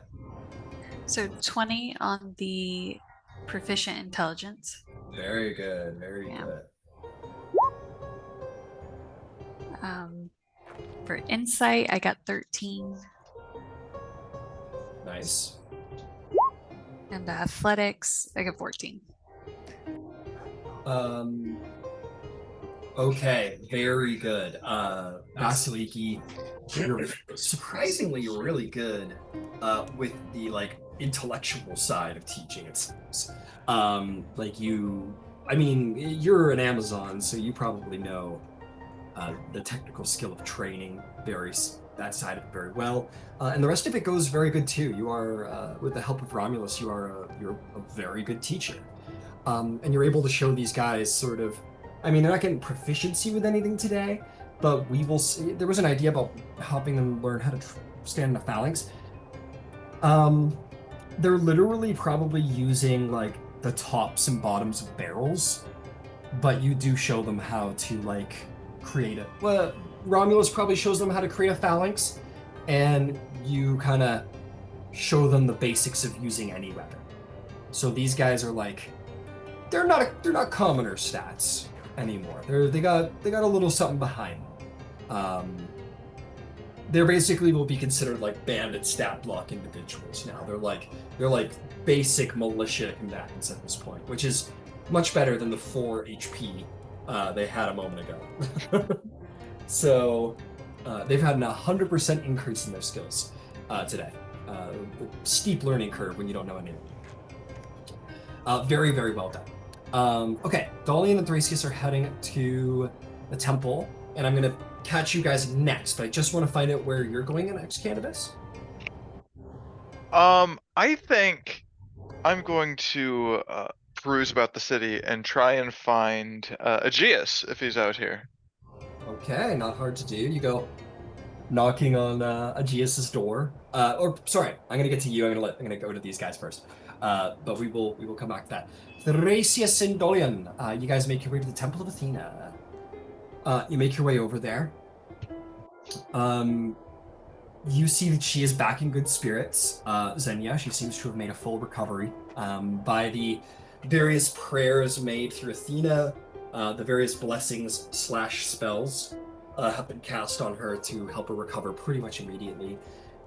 She is in all of her, back in her sort of youthful good. There doesn't seem to be any extra ill effects. She's in high spirits. You walk in, Dolion, and she walks right up to you. She goes, "Oh, Dolion, my savior, you've returned to check on me, have you?" Yeah, I just wanted to make sure that you looked a little worse for wear when I saw you last. I just wanted to make sure that you had recovered. Yes, I'm feeling much better. Athena has been kind to me. She's seen many blessings come my way. Many prayers have come my way this evening. I feel like myself, better than ever, in fact. Glad to hear that. But please come in. Perhaps you wish to pray to Athena. I don't let me get in the way of your prayers, if that is what you wish. I will, and this time I'll also purchase something to sacrifice into it, like a more in full thanks for her guidance and what must have been her guidance during my few seconds of terror when the snake appeared, in making the moves that I did, and also thank her for healing her priestess. I think too, knowing that she was or is a fan of Crocopus will just kind of give her the information that we have received. That he has been put under a spell, that we are going to this evening do our best to end it, and ask for any guidance she may have in coming up with a plan to do so. And also any guidance she might have for if it becomes necessary to transfer power, how that could be done peacefully and wisely. All right. Many questions are put forth to Athena. You have many questions, many wishes. This was in a prayer, I assume. Yes. Yes, I'll sacrifice like 3 birds because it's a lot. Yeah. Okay. Absolutely. You sacrifice some birds, and yeah, we are going to see. Maybe you'll get a little sign, a little vision. You have 1 point of favor, so omens will certainly come your way. Maybe not instantaneously, but if you keep an eye out, Athena may have guidance for you. Okay. Excellent. Yeah, we'll push forth from there for the moment. What about you, Thrasius, as Dolion goes to prayer? Well, first I'm going to check on the health of Xenia and see how she's doing, and ask her, do you know why they chose to take you specifically? She's a little surprised at your stature. I show her my shield. Yeah, you're good. It's only momentary. She says, "Oh no, I feel quite myself. Thank you for asking. The great hero Dolion saved me, in his strong muscular arms. Yes. Sorry, I got distracted. Oh, why would anyone wish to take me? I have no idea. I'm rather new to the priesthood. It's difficult to say why anybody would hurt me. I'm just me. And why not somebody important like the Oracle? But they took me, and I remember getting hit in the head very hard, and then I was tied up, and then There were these horrible incenses. And they made me very... Honestly, they actually... If I'm being honest, they made me have very strange dreams. But then this woman would come around often, and I don't wish to speak of it anymore. It is disturbing to even recall, but I am well now. Everything is as it should be. I was like, do I have any idea why? With that evidence, can I figure out that context evidence? Can I figure out like what they were trying to push for by taking a make an educated guess, something like that? You can make a religion check. I am going to give you a disadvantage for this one, though. Okay. Because this is this is less about Athena and more about the obscure practices of Hecate witches, Okay. which is something you don't have a lot of knowledge of. Okay, hold on.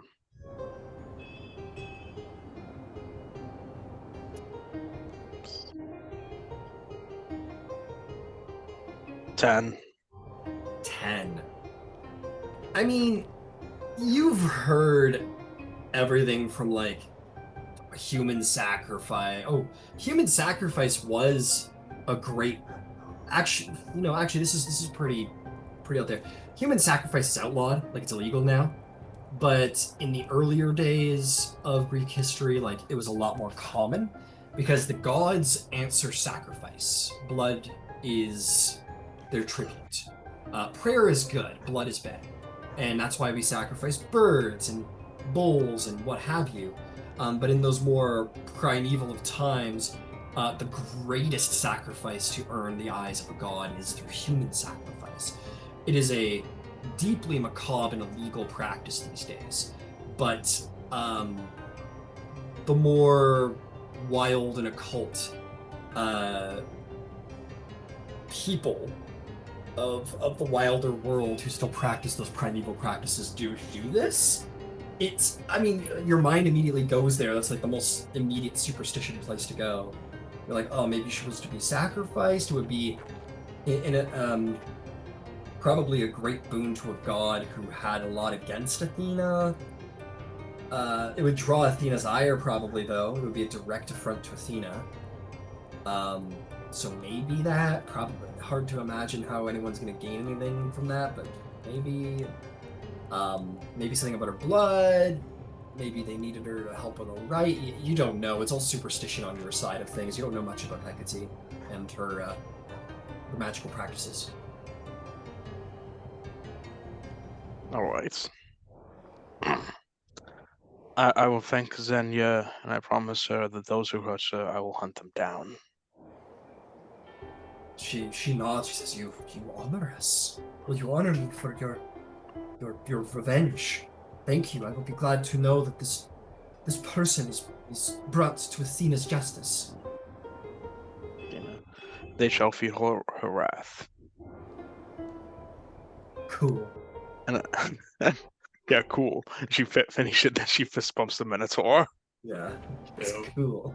I'm gonna then take a pigeon, I guess. Buy a pigeon or something, or I don't know. They buy a scroll or something, a sacrifice to Athena. You could buy a bird that you can kill upon her altar and bleed upon her altar for. Well, it wouldn't be on her altar; it'd be like in a sacrificial bowl. But you can drop a drachma for a little bird to slay in her name.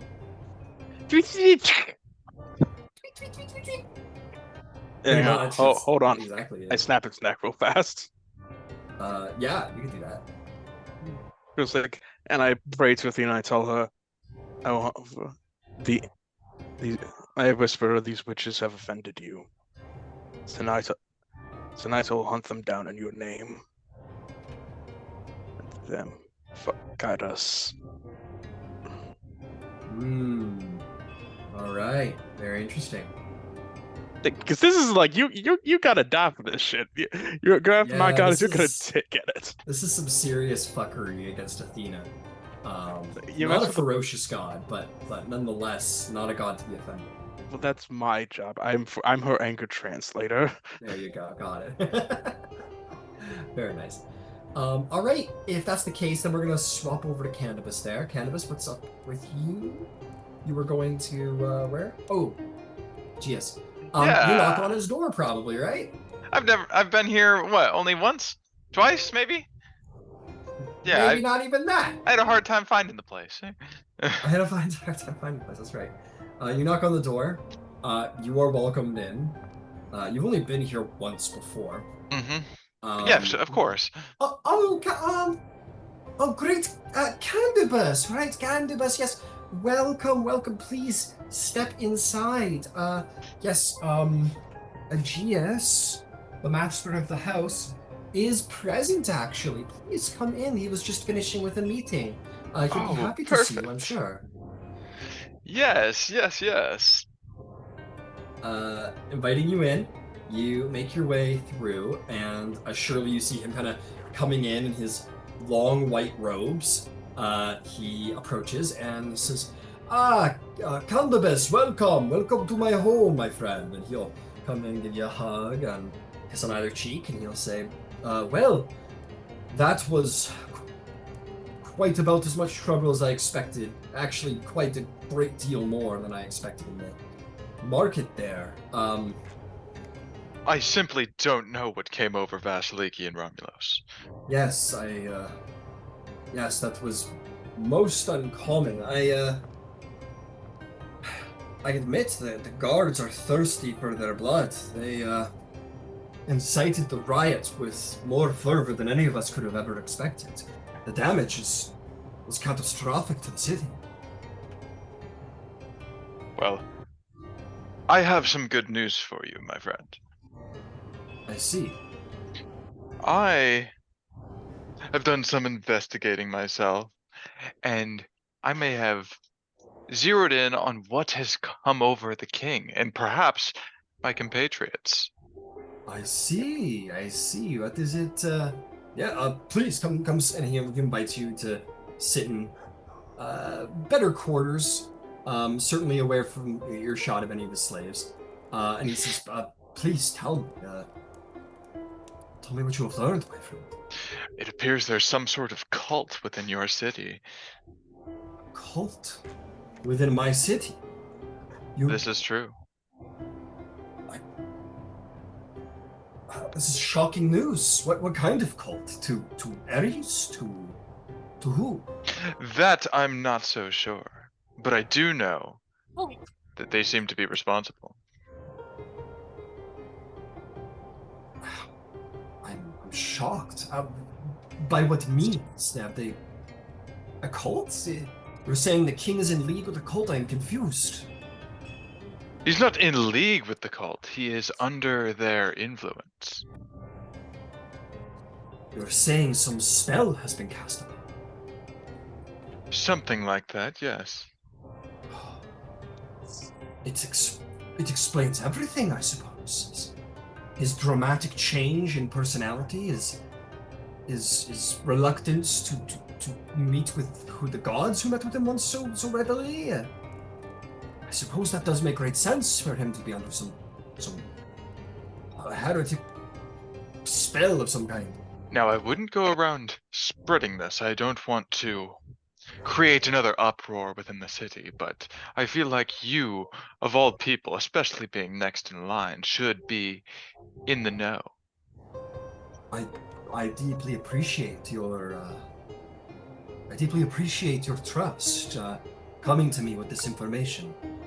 Do you think that these, I don't know, this might be reaching a bit, but do you think these cultists had influenced the minds of your heroic companions as well to incite this riot? It's entirely possible.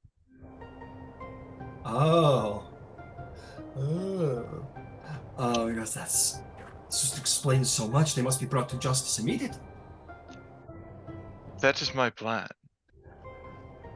Well, is there anything I can do to be of assistance? Not at this time. I'm going to try and deal with it low-key. I don't want to create too much of an uproar. Perhaps I think I can lead them out of town and away from the city. See.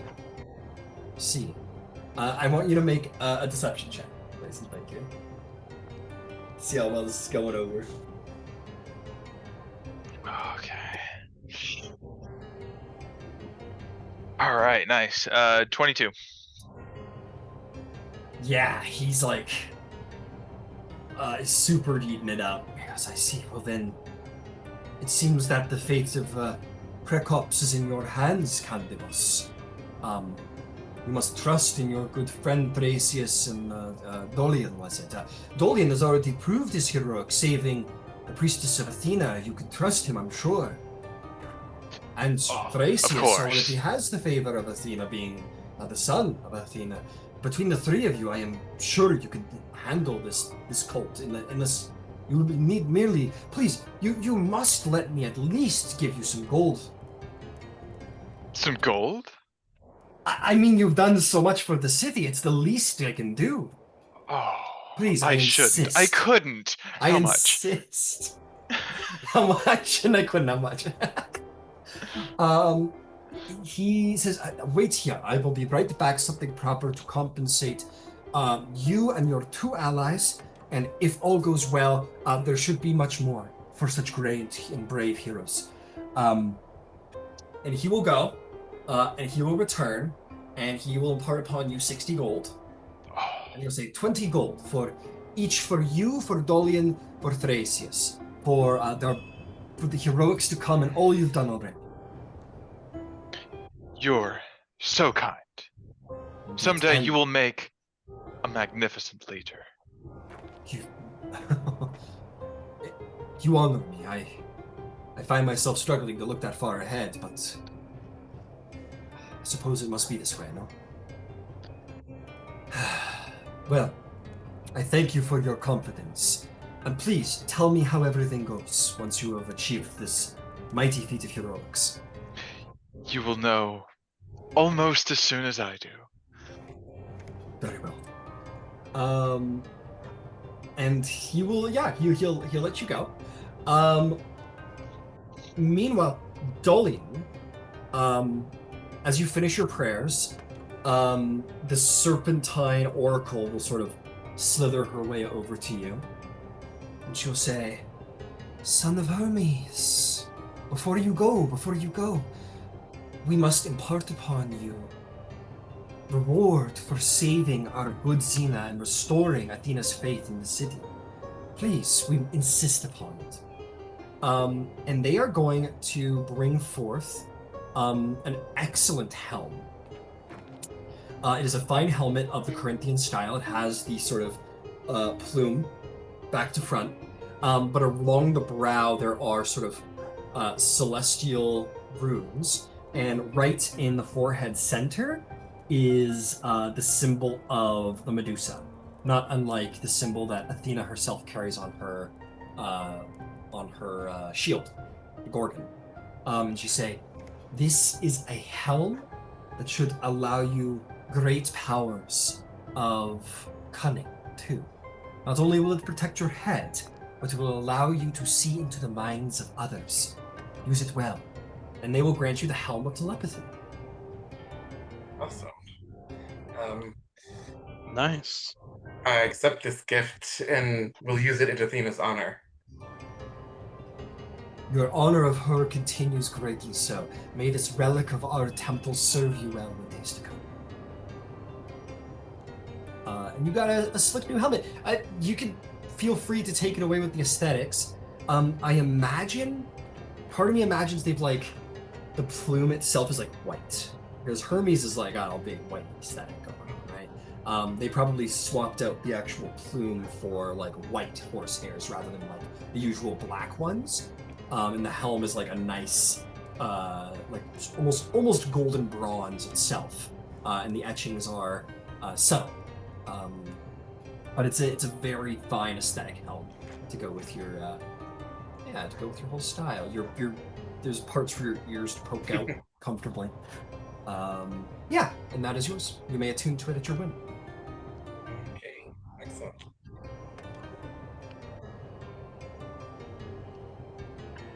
Fantastic. Okay. Vasiliki's been training it up. Thrasius and Dolion have been hella religious. Thrasius swearing vengeance upon those who would have insulted her priesthood. Dolion rewarded for his heroics. And Candybus setting the making a little setup happen here. Very, very cool playing the game. Playing a little chess. Back, Exactly. by the way. Good to see you. You've been essentially helping Vasaliki train. You guys basically recruited yesterday like 36 new warriors and have Hey, spent today training them along with the original dozen. And got they it. basically hold basic combatant stats now. They're not just commoners anymore. Oh, cool. What kind of increases is that from a commoner? I'm basically going to give them like the bandit stats. They're going to be like, I think that's like an 8 stats, which is better Okay. than the 4 hit points they had. They've had 100% increase in skill. So they'll come into Wow. the fight with like they'll come into the fight with like a probably for them they're going to be pitchforks and all of that shit. They're not a well supplied militia. Mhm. But they're well enough that they can serve as combatants to some degree. Yeah. I also said If that anything, Oh, go ahead. sorry, I was just gonna say, if anything, I just need them to be able to hold the line, you know? Because I figure it doesn't take too much skill to just hold up some fucking shields, some tower shields, and fucking just stand behind them. You know what I mean? Well, the 2 issues is one, they don't have shields. Like I said, this isn't a well-supplied militia. They're like using patchwork, fucking whatever, thick pieces of leather, slapping it on themselves. The second is that the shield wall, you wouldn't think takes a lot to hold up, but it in fact does. It is a great test of discipline. Because it requires every person in that line to be as strong as the next guy next to him. It requires a big shield and it requires courage. So if like they're being hit, they need to know that the guy on the right isn't just going to break and run, or else the whole phalanx falls apart. So it does actually take a bit of it's a matter. It's not hard to hold a shield in front of you next to the next guy.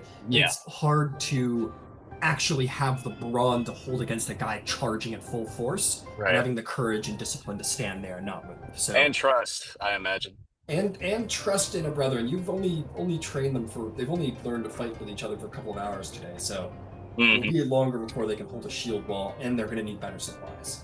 Got it. Okay. But you guys do have a little rendezvous tonight, unless there's anything else you'd all like to do today. I will just pick up a bag, like some kind of like a brown sackcloth bag. Sure, like a burlap sack or something Yes, like that. You can exactly add that to your inventory and mark off the gold required for it. Okay. I have intentions with that. The old bag over the head situation. Oh no. Bag and scoop. I'm just kidding. Anybody else got anything they want to get up to?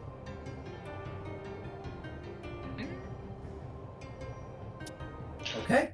Oh, Candybus, yeah. Nope, I've done all my machinations. Then I will say this: you guys rally. You rally not only yourselves, but you rally this like small militia outside the city of 40 sons of Harmonious, and prepare to go do a little citizen arrest. Technically, here, do a little citizen's arrest of the witches in question. With the time that we have, I am probably going to just call it a little early there, because this might be a little bit more of an elongated engagement, longer than 7 minutes. So we will end the session slightly early there, but next session we will open up with engaging with this coven that you guys have uncovered, and deal with them, and possibly save the city from the spell that has been cast upon the king, if Candybus and his sources are to be believed. And we'll end the session there. I like how you said, oh, citizen's arrest. Oh no, it's a citizen's execution. Yeah. Hey, whatever you guys want to do, man. Whatever you guys want to do.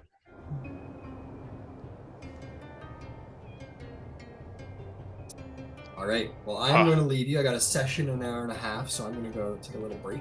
Yeah, you better But, get ready for that dude. Yeah, I got to get ready for the chaos that is Eberron. Yeah. All right, folks. Well, you guys have a good one, and we'll catch you next week. Yeah, good session, everyone. Yep. Session, everyone. Good job, Yeah. everybody. Hey, Dolian, good job with the save. Yeah. Bye. Bye.